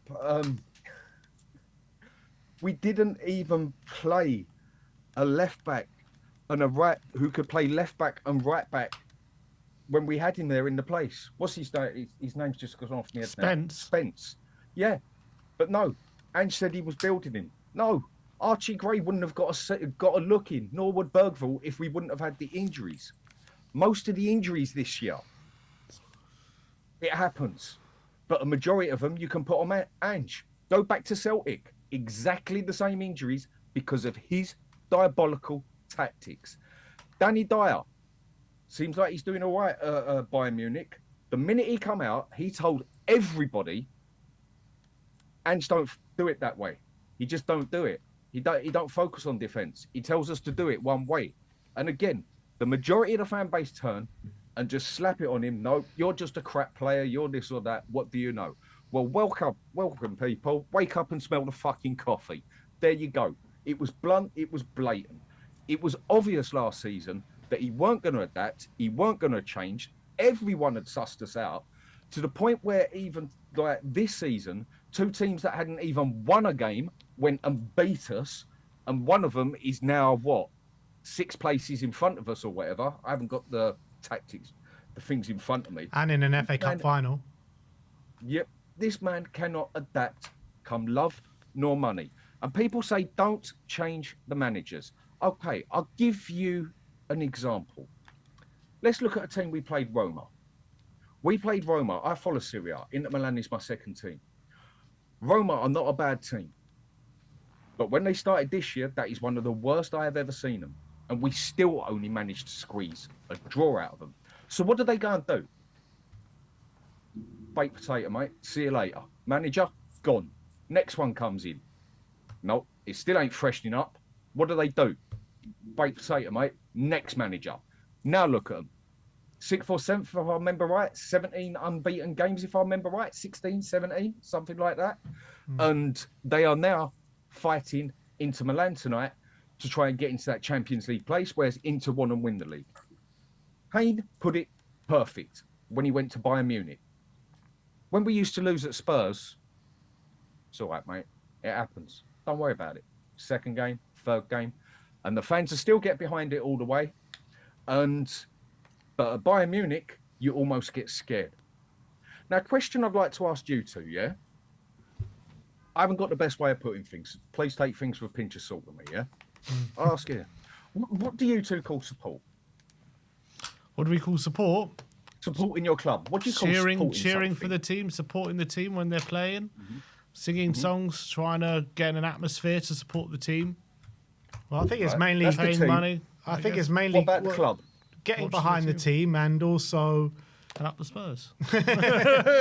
getting behind the team mainly, but also you got to get behind it when it's not going well in terms of calling out what you see and trying to make a better Tottenham Hotspur. Okay. I'll go with half of what you said there, yeah? But let me put this in a different way and put it on my way on how I see this, yeah? I don't know about you. I'll speak for myself. I have a lovely daughter. I support her all the way because I love her. Yeah. Did I like her as a teenager? No, not at all. And I think a lot of people can vouch on what I'm saying. But did I love her? Yes, I did. Did I still support her? Yes, I did. So if my daughter goes out and does something very wrong in her life, do I support her for it because she's my daughter and just turn a blind eye to it? Or do I do what someone does who someone loves something, i.e. like their club, and supports their club and does what's right? My daughter goes and gets me some crackhead out on that street. What am I doing? Going to say, oh, you love him. Okay, I'll support you. No, the man's going to end up in my back garden underneath concrete. And that's all there is to it. That is what I call supporting and loving something, yeah? You don't just let it go with the flow. You don't just sit there and just, when the times So what are you bad, suggesting we you've got to do? What are you support the suggesting team. we do? How many people have backed this manager? And people are still saying, keep this manager in this bloody club. And people just go on about toxic negative. Well, here's what toxic positive does to you. Here's when you will just step back. I think what Levy has done this year, yeah? Again, personal opinion. I think he's actually done something quite smart this year for himself. What he has gone and done again in my opinion, he has gone what I'd say is done what 70% of the Spurs fans kept screaming at him to do. Get an attacking manager. Well, if you call this attacking manager, then so be it. But an attacking manager. Give him money to spend. There you go, fella. There's 400 million. Okay. Yeah. Our attack weren't great this year, so we definitely need some new attackers. So the dickhead goes out and gets Timo Werner again. Whether he accepted him, whether it was that, whether it was whatever. And then what have others been screaming at him? Right. Stand by the manager through thick and thin. Do this, do that. He has basically gone and done what a lot of Spurs fans actually asked him to do. To the point where then you had us negative lot, so we get called, again, no love lost to me, saying, we want our Levy back, go and sack this fella. He's useless. And people could see this season was crashing after about, what, 15 games, 20 games? You could see it was going to go downhill fast. Where are people still getting the support for this fella? Why do we still want him here? We don't even want to talk about the results. They're all the same every bloody game. So where do we go from here? I guess what people are clinging on to is the Europa League. We are in a European semi-final, and people are just saying, well, let's see if we can go and win that trophy. That's what people are clinging on to right now. I get that. And do you know what? With making some changes, considering the next game is more important than the league, basically, because the league is done and dusted, I can get it. But again, it's the tactics. The same tactics again. And we just get screwed over game after game. I could understand it if he takes a couple of players off at half-time or adapts it, which he doesn't on the pitch, but with the squad, because people like it or lump it. The league is done and dusted, and it was a long time ago. The Europa Cup, can we still win it? Of course we can. You can win a cup with luck. I mean, look how England got to the final last time. You can't tell me they got there through playing good. And Have we not played well in the Europa League? well, have we? Have we not? I don't think so. Have we actually played a good team apart from Frankfurt? The only decent thing I've seen us do in that Europa League is actually when we went ultra defence against Frankfurt and managed to pull it off. I mean, if a team like Karabag, whatever they're called, would have had a better bloody striker, we would have lost games like that. How many times did it go across the front of our goal with nobody there? Why? Because everyone's charged so far up the other end of the pitch. He can't even suss it out how to beat teams like Coventry, for God's sake, and then just brings on a player and hit and hope he's had luck in certain circumstances. But we should just drop him now. We should have dropped him a long time ago. Do you know what? Ryan Mason, mate, go for gold. I'm not going to hold nothing on you because you are not going to be thick enough, like this manager, to play two inverted wing backs and to play the same way the whole time. I don't think anybody can be that genuinely thick apart from this manager. Not the worst manager at Spurs. Honest to God, I think he is the worst manager I have ever seen in the Premier League. Well, there's been worse at other teams because other teams are smaller and things like that. I totally get all that. And then the last thing I'll go with, go with what Brian said. That stadium was red yesterday and singing North London in there, yeah?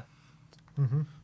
If that would have been Anfield that they was having an event at with a boxing, and for some strange reason it went blue, would that happen? It did today with the blue Never flares. in a million years. The fans would have lost it completely. No other fan base would put up, if it was at Everton and it went red, the fans would have lost the plot. Nope. What do I will say 70% of this weak Spurs fan base will do? It's who we are, mate. It's what we are, mate. And just go with the flow. How about some people finally wake up and smell the coffee and accept that Tottenham Hotspur isn't even a football club anymore? It is a business. People say get behind players and get behind the manager. I don't support Ange FC. I don't support Son FC. I don't support Kane FC. Whatever list of players you want to go for, I support Tottenham. I want what is best for Tottenham. I couldn't really give a toss about the players. I don't care what they do in their private life. They could be a bloody unicorn for all I care. As long as they come on that football pitch and perform, that is all I care about. But the majority of the fans haven't got the balls to actually go up there to any of the protests and everything and realise what the real problem is at this club. And there's no point in me going into the Daniel Levy thing because the majority of us know it, but the majority just like to play ignorance is bliss. And that is why we are laughed at as the most pathetic, underachieving football club in the history. You look at the size of us. What are we now? We were 7th at one stage, so 9th richest club in the world. One of the best stadiums on the planet. Still able to spend 400 million, but we won't do it on wages because we know what that one's down to. And what have we won? We are the biggest embarrassment, and the fans still sit here and back it up. Now, I get back the team when they're on the pitch. I'll go with that. But if you just want to keep accepting this crap, and you just want to keep being happy with, oh, well, we didn't get relegated, we got to semi-finals, big up, Ange, we're playing the kicking the ball forward, then go for gold. Enjoy your crap. You're getting everything you deserve. And this is the last bit I will say. Ange Postecoglou had the easiest job a manager has ever had in football, winning over this fan base. Why? Because all he had to do was tell the players to kick the fucking ball forward. And 70% of the fan base jumped on it because they'd just had enough of Conte. Well, if Conte's football was that boring and that bad, Conte got us in fourth place in something that and just not many managers would do. And he also left us in fourth place. And he told us how it is, and everybody how it is. And then again, 60-70% of the, or I can't give an exact number, but a majority of the fan base then turn on Conte. He's a crank, he's a psychopath, he ain't got a clue what he's saying. People, a majority of you, you got what you deserve. Enjoy it. Thanks for having us on the show. It's appreciated. Big up, Danny. I enjoyed Cheers. that. So thank you for coming on. Nice one, Dan. Cheers, mate. Take care. Cheers, Dan. Wow, that was good. I enjoyed that. But I agree what he said though about Europa League. I don't think we've been great for the majority of it Why? in terms of the performances that we've put on. We only think we've been what? So we're in the semis due to luck.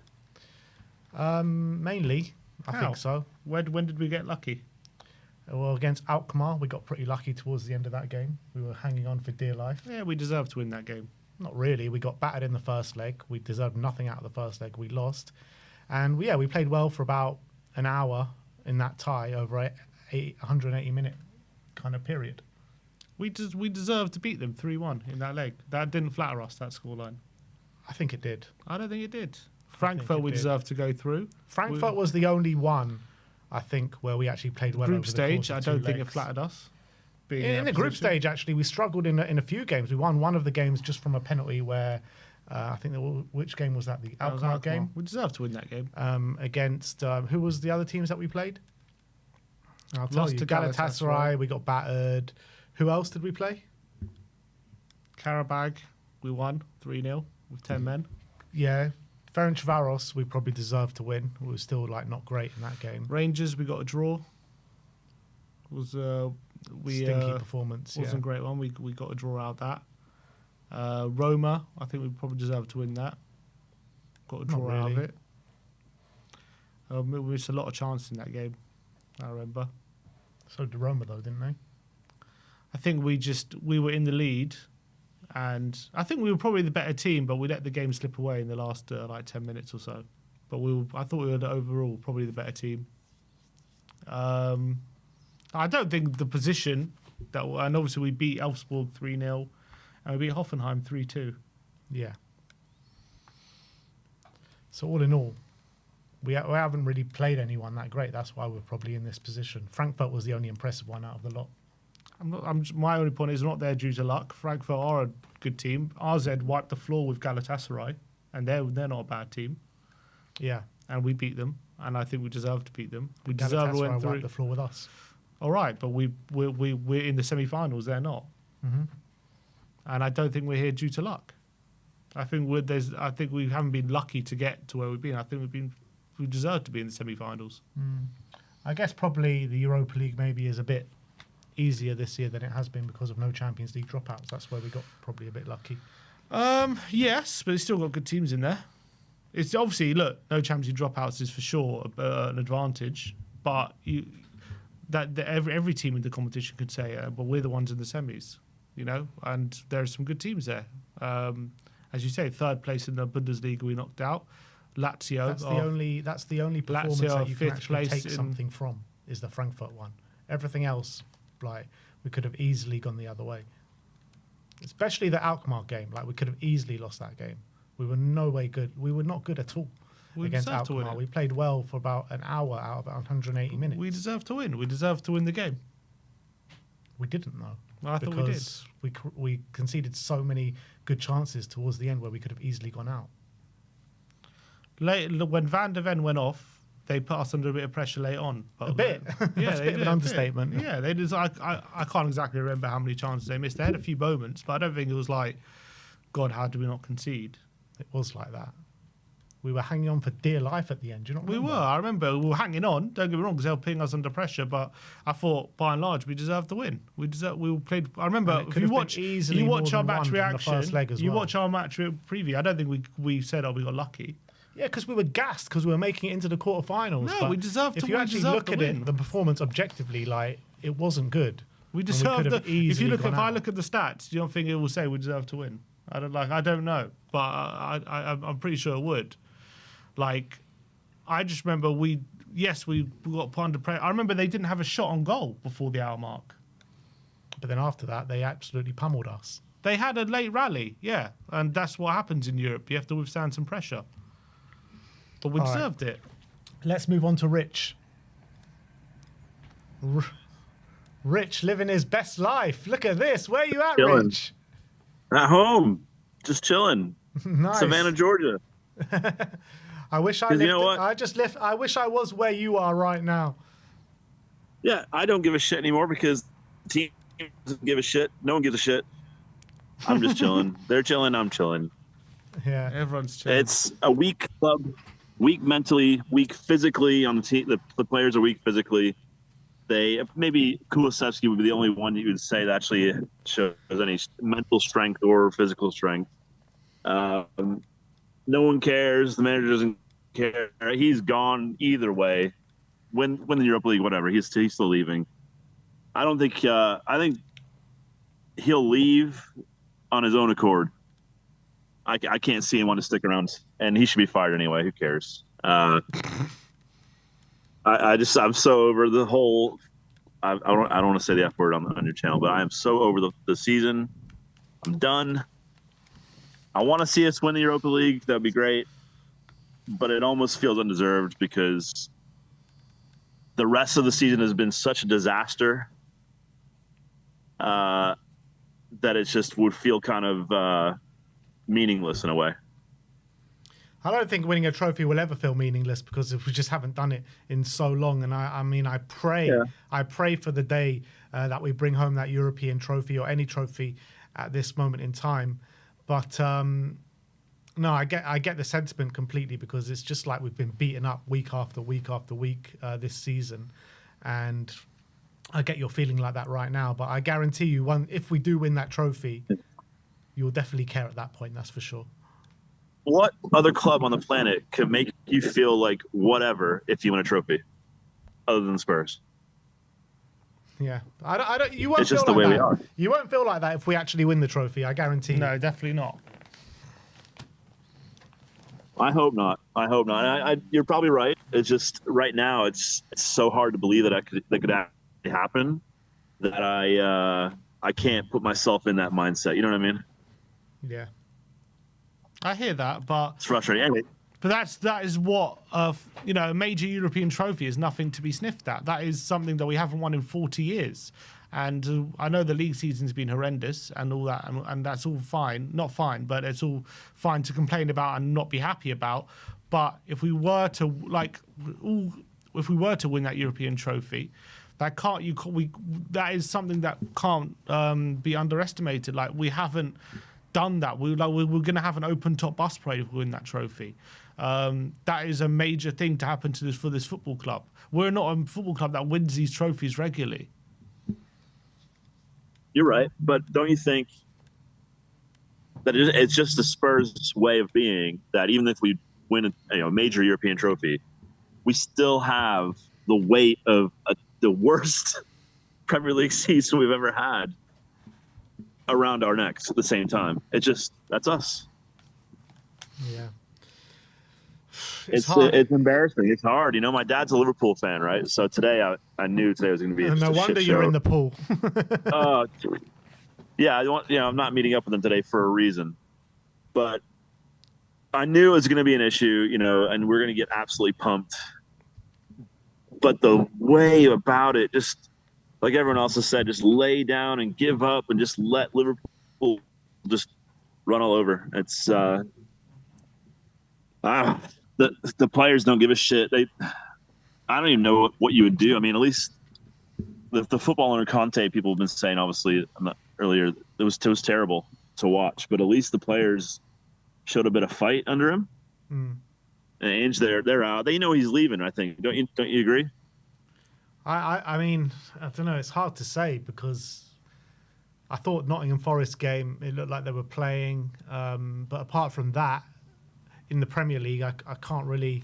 There's no real evidence to suggest that maybe they are playing. I don't know. But the Europa League against Frankfurt, there was a lot of fight. But maybe that's just because it's personal gain. Yeah, I think it's for it's a resume builder, right? They can put Europa League winner on their resume when they get a transfer to another club. Yeah. It's just sad. That's a sad indictment of where we are. Yeah. That players, probably seem to care about more the clubs and use us as a stepping stone than like we're the place to be, right? Look at Romero, the bullshit with Atletico. Mm-hmm. Yeah.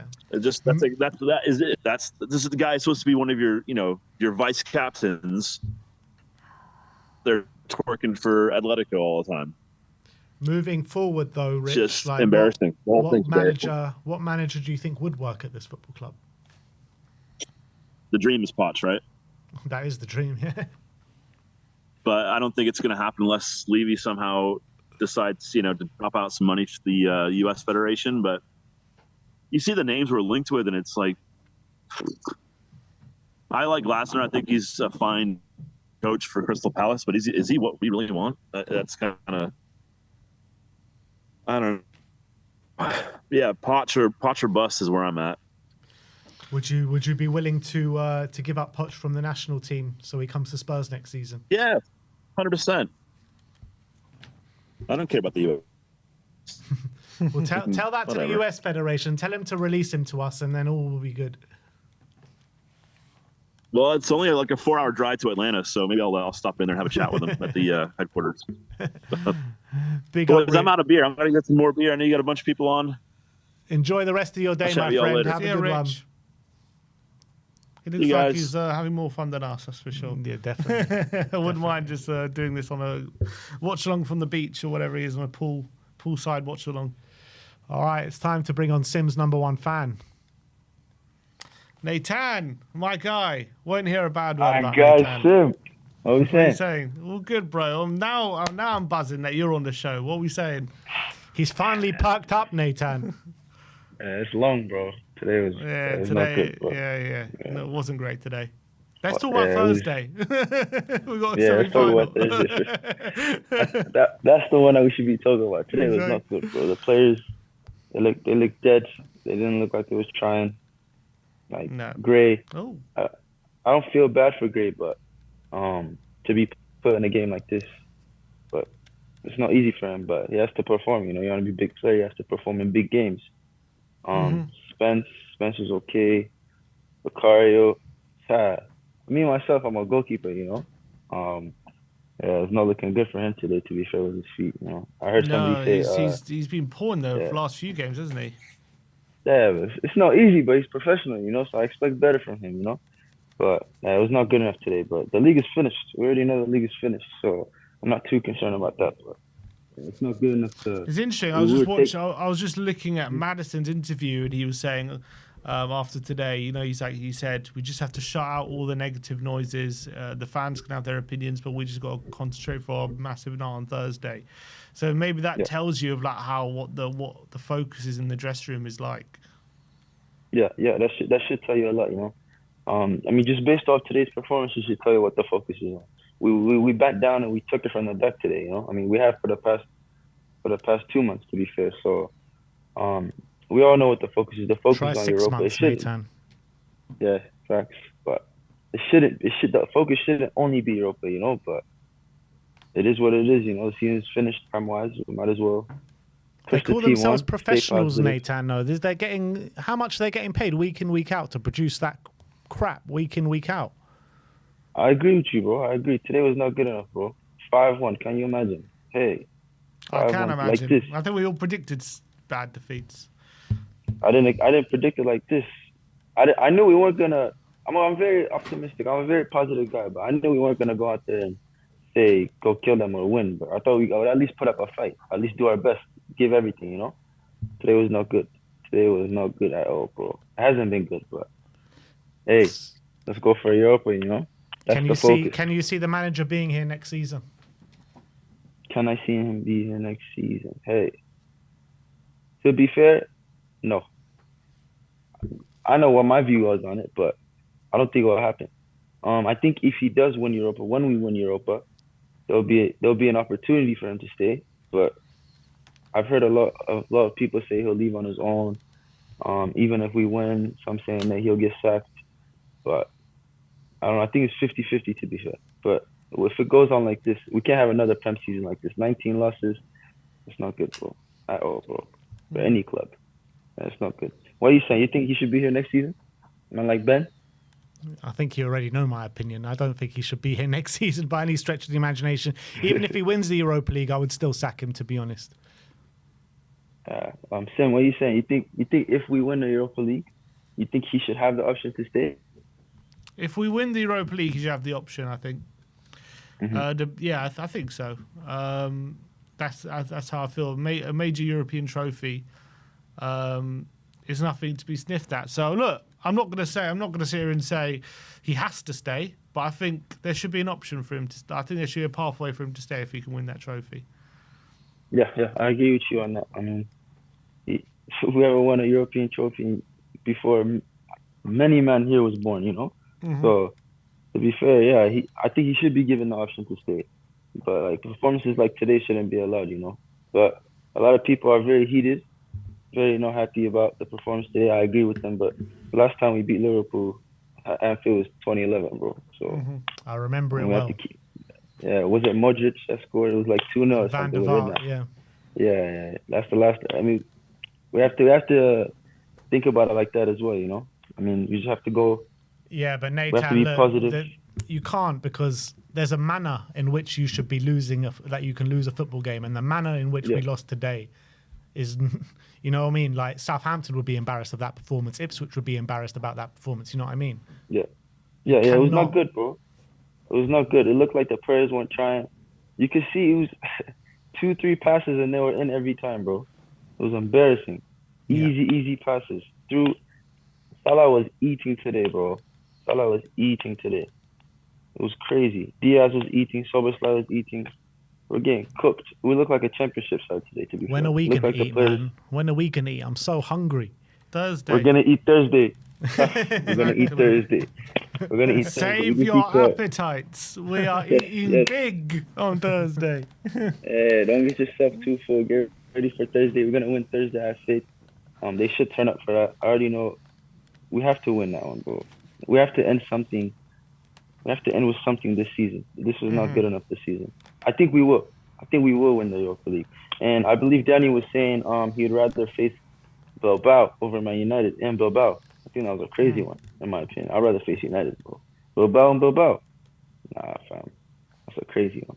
What are you guys saying? Who would you rather face? I think Bilbao are definitely the better team. So just on that fact, the only reason people don't want to face United is the thought of the embarrassment they would get by losing to them, and also the fact that they have that mentality of when they get to these stages they could just somehow drag themselves over the line. But at the bare face of things, they are an inferior team right now to Bilbao. That is just for sure.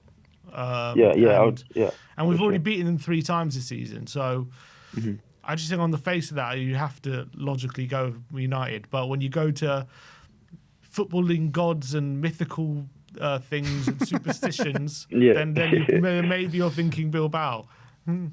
Yeah. There's no logical reason really to not want United. We should want United, but obviously we got to get past Bodo.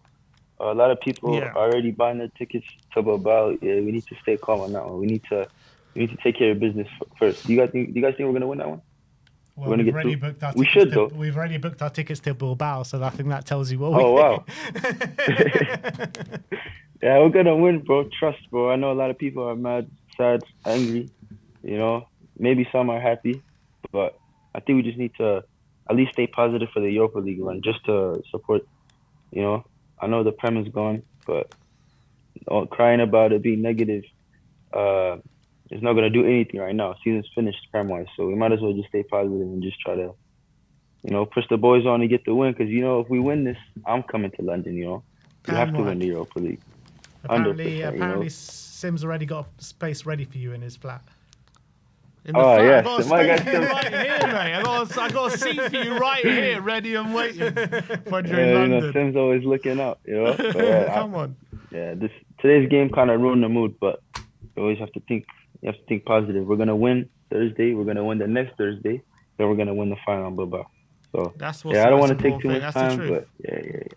Big up to you, Nathan, Nathan. Thanks for coming on today, my mate. guy. I see you, man. See you soon. All right. Look who we have back on the who show. it is. First time calling in a very, very long time. Mr. Sean Butler from Spurs Talk Show. Hello. Shorty! What's Hello, going guys. on, Hang man? on. My camera's gone weird on me. Hang on a second. Let me just twist it this No, way. it looks fine. Oh, there you go. We good? All the How you best for doing? seeing you, Sean. How are we doing? Nice to see you too, you lovely little couple. You. How's things? Yeah, we're doing all Could be right. better, Sean. Could be better. Yeah. Just had our It's asses probably handed to tough us to by see. Liverpool. Talk to me about your thoughts on the game first and foremost. Well, it wasn't good, was it? It wasn't good preparation. I'd summarise it as probably 4 words, maybe 5. Unacceptable, but entirely expected. I feel like everyone going into the game expecting anything other than a loss today was probably wishful thinking. I think that the changes were probably logical. Like 4 days, maybe it's against Forest. He played Van der Ven and Romero in the first 45 just to keep them fresh, get them some more minutes in their legs. But today, the proximity to the biggest game is too close. So you change it up a little bit. For me, I think that Danzo was a better fit for the Forest game because he got to face Chris Wood in the air today against pace. If you wanted to get something out of the game, you probably needed to have someone like Mickey Van der Ven in. But again, I understand the logic behind the changes. Archie Gray was wild, like really surprisingly poor. If I'm entirely honest, I don't think that he's fighting for his spot in the team for the next games, for the big games coming up. I think there's probably only 2 spots in the team that are still up for debate in terms of what's his first 11 for the final if we get there. And they were probably on the wings, right? Like Matisse Tell or Sonny. I think Tell's probably going into the last few games thinking if Sonny's fit, he starts, unless I put in some worldies. And I thought against Forest, it was really, really impressive. I really enjoyed watching him today. Not so much. And Odobel, I've got a lot of faith in him, and I've got more faith in him than I do in Brennan Johnson. I think Brennan Johnson, obviously, he's very good at conversion. The output's good from him, but the input isn't enough. And I think that having that dual threat to be able to attack teams down both sides is valuable as long as you have a 6 that can switch the play. And that's why I say probably the biggest disappointment today outside of the scoreline, which again, like if you lose 2-1, you lose 5-1, it doesn't really matter at this stage for our league campaign. But the manner in which we just rolled over was really disappointing because you would hope that some of those players, even if they didn't really have a realistic chance, you would hope that they would be just more, I don't know, like, I don't want to say unprofessional, if they were more professional, but would just have more pride in their own appearance. But at stages in that game, it just looked like we didn't know our arse from our elbow and in what to do. And it was kind of harking back to that period around the Aston Villa semi-final and the Liverpool semi-final when it literally looked like there wasn't really clear instruction and that the players were confused around what to do. And if that's the case, if any part of that is true, then of course that goes back to how, what do you think about Ange? I'm sure we can get into that in a second. Or if it's not that, and then it's just, we're just completely outperformed, out-dominated, out-worked, tacticked and out-techniqued by, not that they're even phrases, but by a team that's just so far ahead of us, then that's really problematic, right? Because whatever happens in Europa League it's a moment in time, but your bread and butter is the Premier League. And obviously you hope that next season you get back to something that is more reminiscent of what we've done in the past. And it just looks like at the moment that we are completely bereft of ideas at times when we have the ball, let alone when we don't. When we don't have the ball, it's shocking. And sometimes I just think that just goes back to, I've seen a lot of this video been retweeted. Someone I think I'm not sure if it was Johnny or someone retweeted, posted that video of Eric Dyer's interview when Gary Neville went out, and he was talking about, we don't really do any tactics. We just rinse and repeat the same thing over and over again of how he wants us to play. And that was in the early days of Ange Ball, right? So you could understand that there's like the need to get that message across. I really hope that that's still not the case. But for all intents and purposes, there's no evidence that we do any real work on what we do without the ball. Or sometimes, and I think this is almost like an invisible problem to a lot of people, but I look at some, especially when I go to games, and you're not limited by where the camera's peripheral vision, leaves you able to access. But sometimes I look at the players when we do have the ball, but the players that are not near the ball, like maybe Bentancur, who's playing in the 6 or the kind of the whatever, the lower, the deeper of the 8s, and their positional sense when we do have the ball, but the ball's not near them, it's so bad. It's so bad in the rest defense that that if we lose the ball, then in the transition, you're in a quagmire of trouble. And I just think that all of that harks back to what we're doing on the training ground. And it's clearly we're not spending any time or anywhere near enough time contemplating the other side of the game. Like what the threats of the defense, the threats of the opposition. What do we do? Because we're on this presumptive curve that we're going to, have 65% possession in the majority of games, and that we're going to create enough chances to outscore the opposition. And it hasn't proven to be the case, for the vast majority of Ange's time here. And it's a real shame that we haven't seemed to improve in that regard. I can tolerate certain aspects of it, and I can certainly like get on board some of the justifications for some of the issues, but at the end of the day, it reeks to me of like there's levels, right? And I just don't think that he's not of the level. A lot of that, I would imagine, comes down to like the fact that the specificities of his system. Everyone take a shot. The specificities of his system, you would imagine that would come with a coaching staff that understand his system, right? But he wherever he's gone, he's just gone by himself and inherited whatever he got at the club. And that to me just reeks of like, I don't know, being used to a level of resources that just isn't really a fit for the standard of football that is expected or acceptable from the Premier League. So Sean, like, having said all that about the manager, right, we've had a conversation on this channel with pretty much everyone that's called in about if Ange was to win the Europa League or if he wasn't. First of all, do you want to see him moved on? And second of all, if you do want to see him moved on, if we win the Europa League, are you happy for him to stay?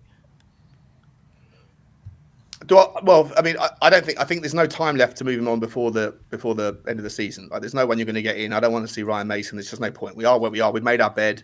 It's time to lie in it. Look, I'm with Ange, and listen, I saw Stella on the show as I was first dialing in.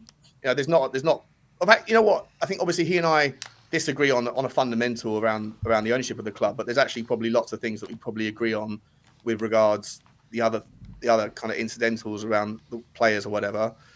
And I actually, I've been saying it for a long time. Saying I know Sim has as well. I think that just on a meritocracy basis, look, I share all the concerns about the manager, but I do think that if the guy does lift the trophy for he'll be the most successful manager in 45 years at Tottenham Hotspur. I think on that basis, I don't know really what we're doing here if we don't at least give him the start of the season. And that said, do I think that he'll spend the money if he's directing the kind of course around what he wants or what he needs? I don't really have or hold too high expectations of getting that right.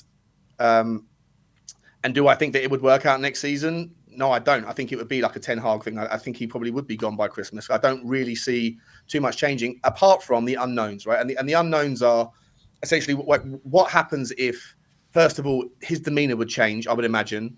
This is assuming that Levy keeps him and assuming that he wants to stay. His demeanor would change back to probably a little bit more cocky rather than defensive.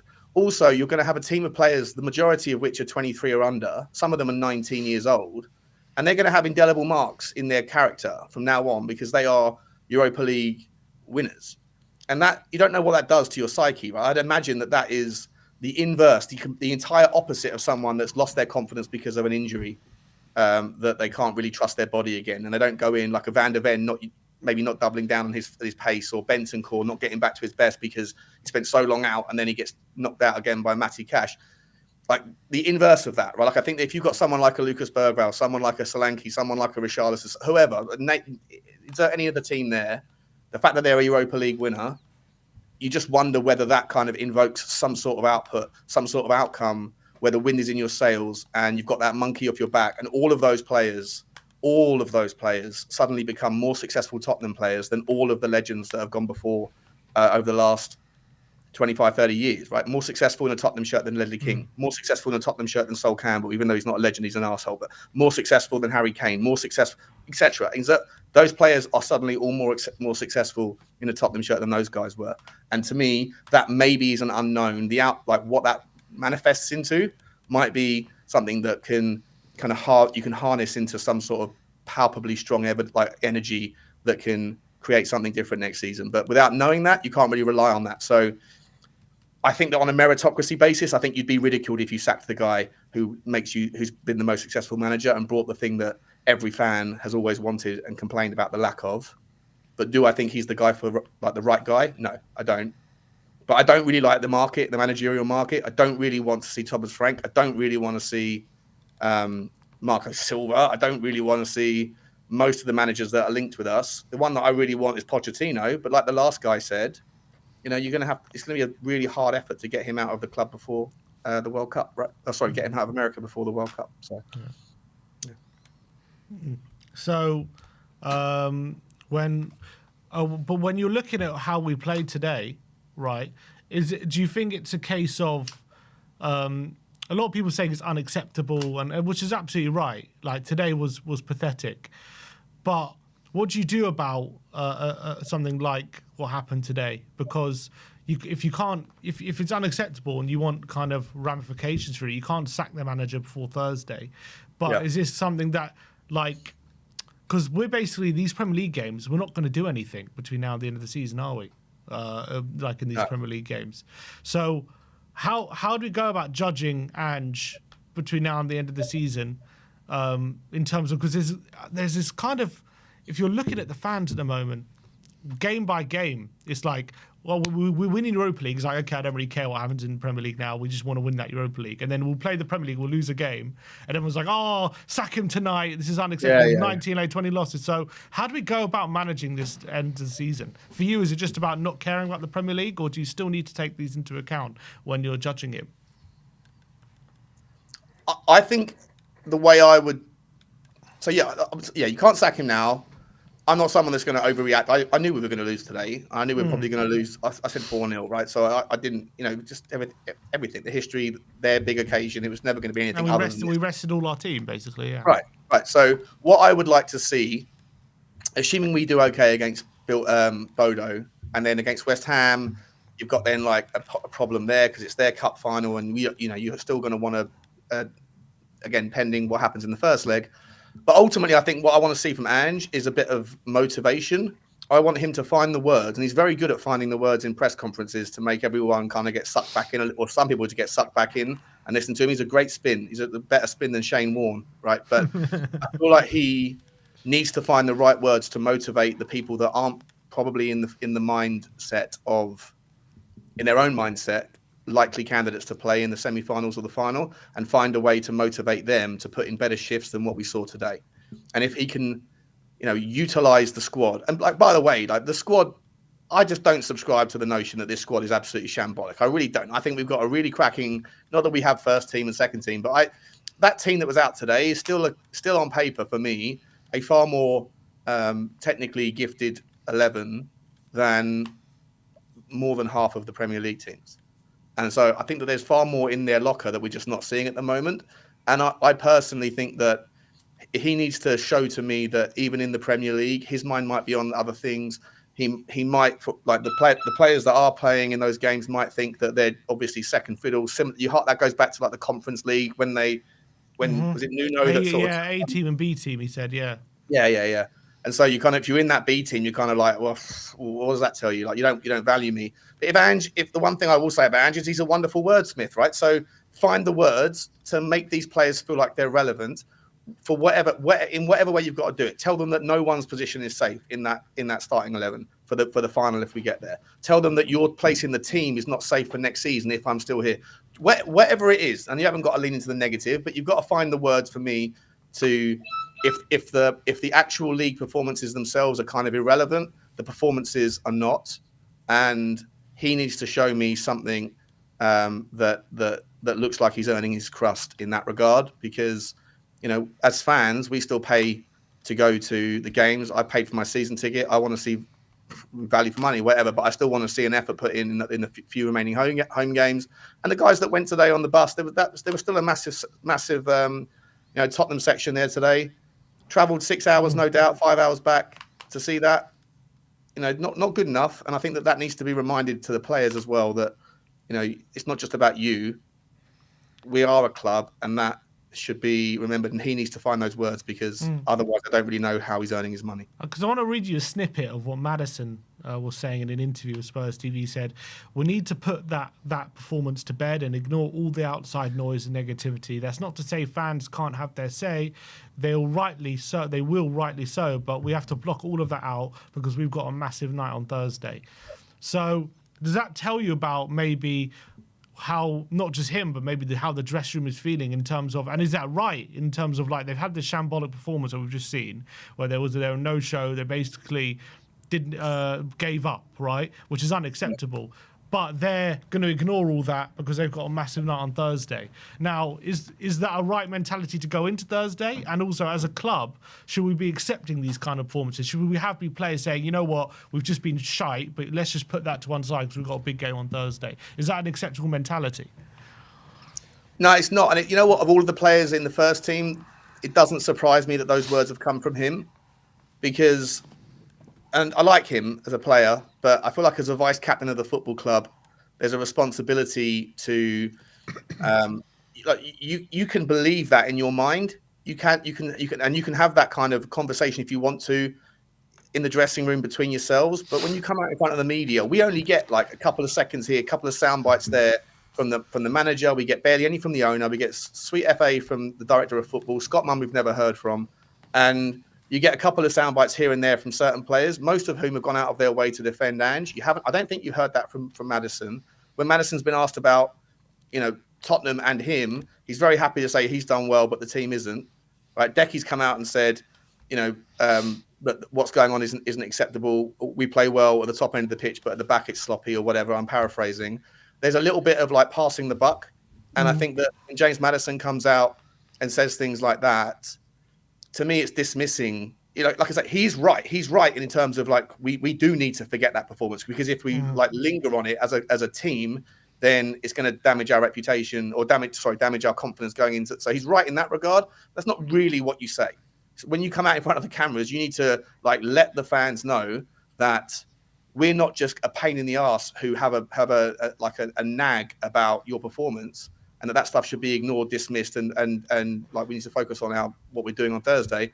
You should spend a couple of minutes explaining why, you know, what you think went wrong and what you're going to do about it and what's the impact going to be of those things. And if you don't change, and he doesn't seem to care about those sorts of elements. And I don't really think it's vice captain-like behaviour. And I haven't really seen a lot of that from his commentary when he's been talking to the press. It's a lot of kind of like roadrunner, me, and not so much about us. And that to me is frustrating.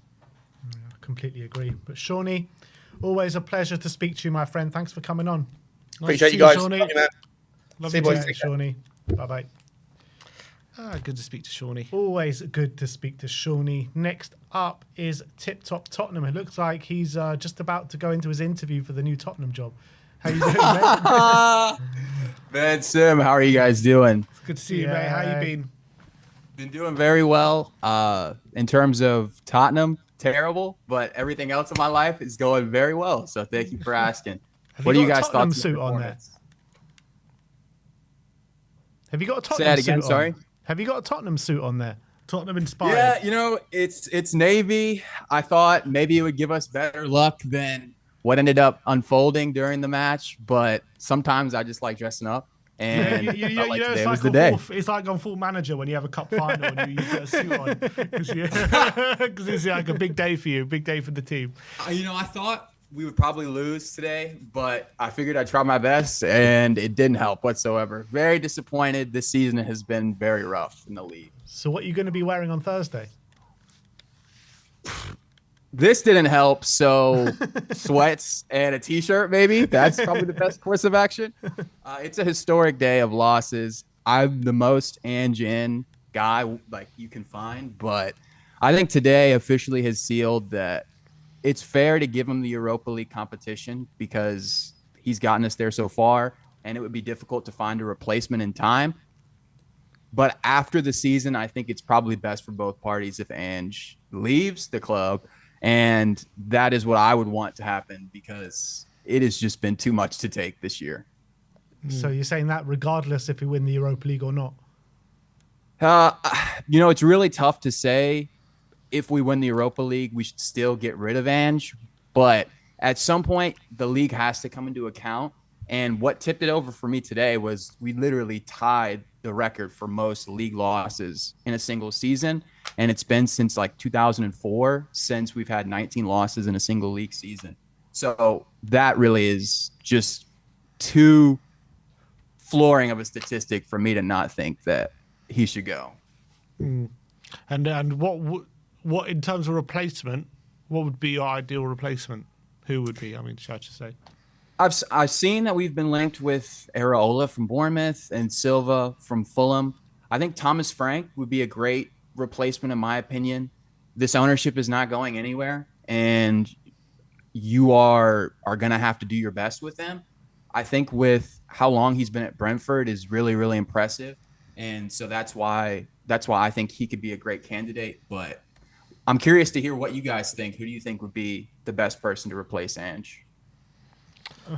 For me, I mean, it's always been Pochettino, right, that I want to see back at the club, but I just don't think you get him out the US job before the World Cup, so I don't think that's a realistic option. I would like to see Glasner, to be honest. I really like what I've seen from Glasner, and I think his tactics and his formation actually really suit the players that we have at this football club. Yeah, I haven't seen a ton of Crystal Palace this season, but I know he's newer to the club itself, and they're in the FA Cup final, which is really impressive. They have good players there, but so do we at Spurs. I've been saying consistently throughout the season that our squad is better than where we are in the league table, which makes me believe that it has to be on the manager or for at least some of the blame. So in terms of going into Thursday, though, like obviously this is not perfect preparation for Thursday, this kind of performance in game, but do you think it has any effect on how likely we are to get through against Bodo?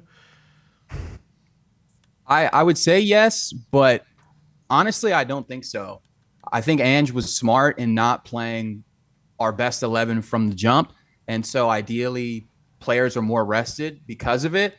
We're at home as well, and that's a really big difference from today's match, obviously. So I'm still backing the team, and I think we're going to get to the final. In terms of who we play or who I'd rather play, United or Bilbao, I'm going to say United. I think Bilbao in their home stadium would be very tough. And United, we've beaten 3 times, but that could also work against us, right? Just because I think it's really tough to beat the same team 4 times in a row. What do you guys think? Yeah, to be honest, like when we played Liverpool in the Champions League final, it just didn't feel like a final of a European competition because we were playing an English club. And I feel like it would be the same if we played Man United. I think Man United are probably the easiest out of the two.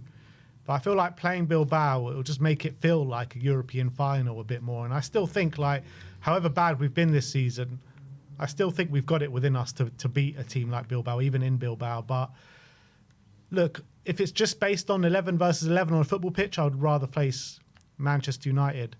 But I'll take either of them, man. Bring it on.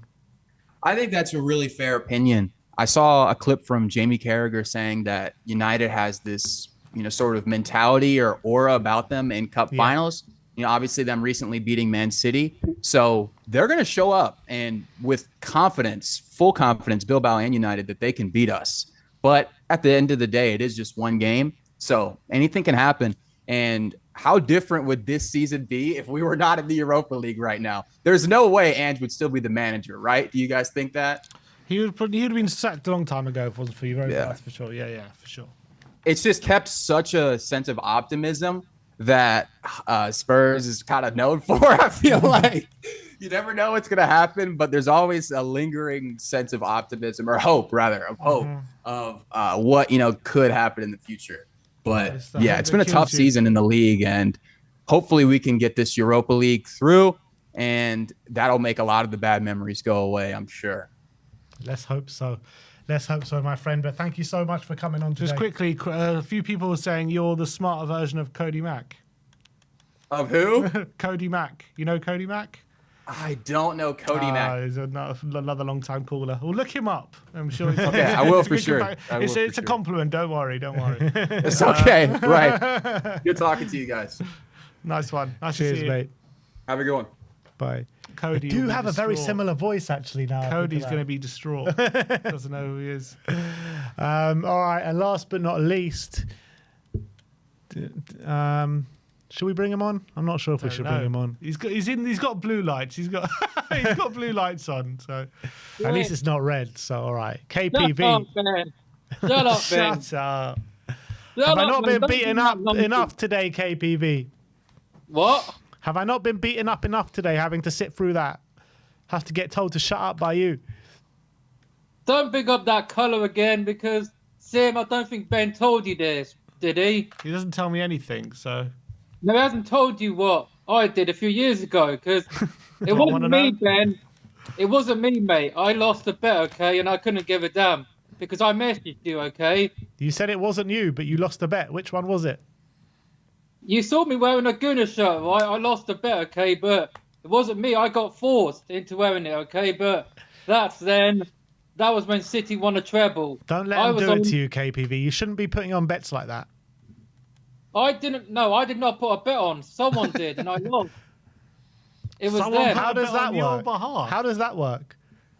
Someone did, like from a different channel. I think I was on Stelios' show on this sofa. It was Stel. He's the mastermind behind it. So Stelios made you wear an Arsenal shirt, was it?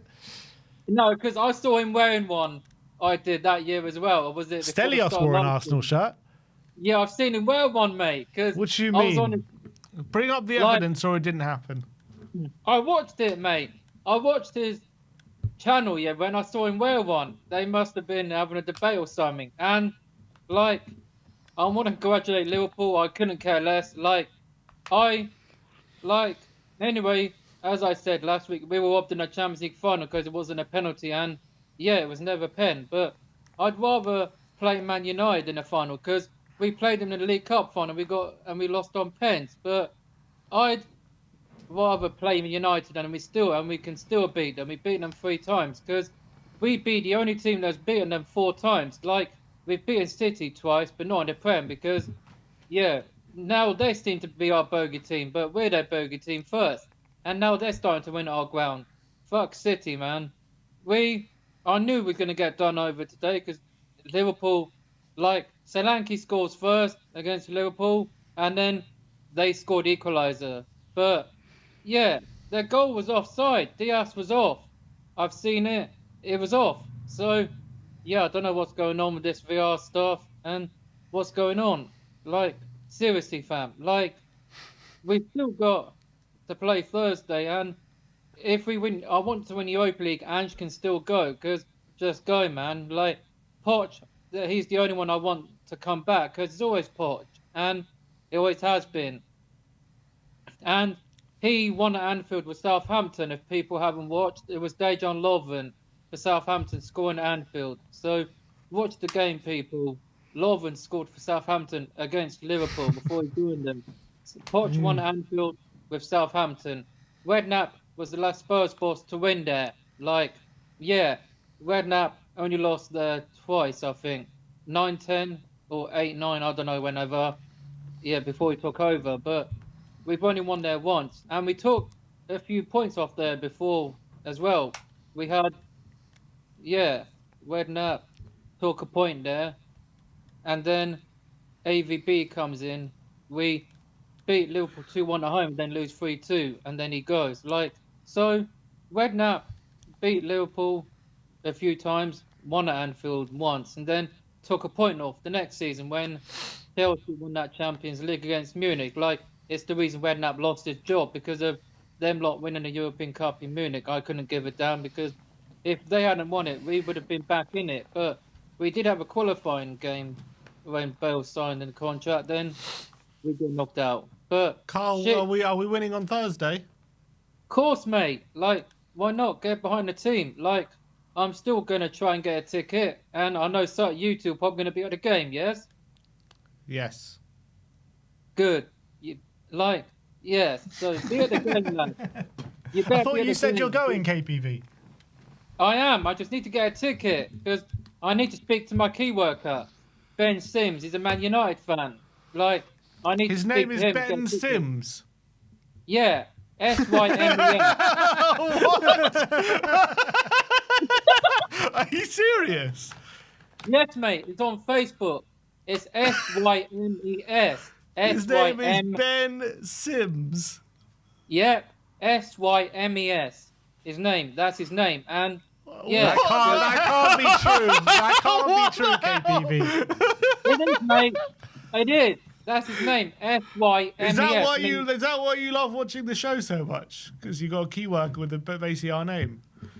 Yeah, Ben, but not SYMS. It's SYM. Doesn't matter. His name is Ben Sims. That's the same thing. It does matter. You know what? Do you call him Ben Simeone? That's what you two were playing on FIFA 22 back in the day, blood. And KBV, next time you call in, we need to speak to Ben Sims. Next time you call in. All right, mate. Oh, like he's in this week and he's in Tuesday, but that's when them lot are playing. I couldn't give a damn PSG. Tell Ben Sims to call Ben Sim. Like, if you can maybe do a fan show, I don't know. Like, I know you two are not going to be in the studio, so it's going to be probably Marlon and Emir probably. Now you're doing that, are you? Is that how you want to play? Is that what you tell you? Play the game you're playing now. Huh? You got it wrong, KPV. You got it wrong. What? You got it wrong.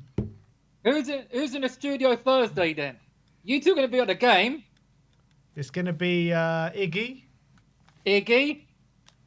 and Barry.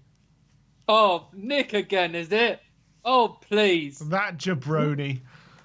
Oh, the jabroni pissed me off. Anyway, It pisses me off too.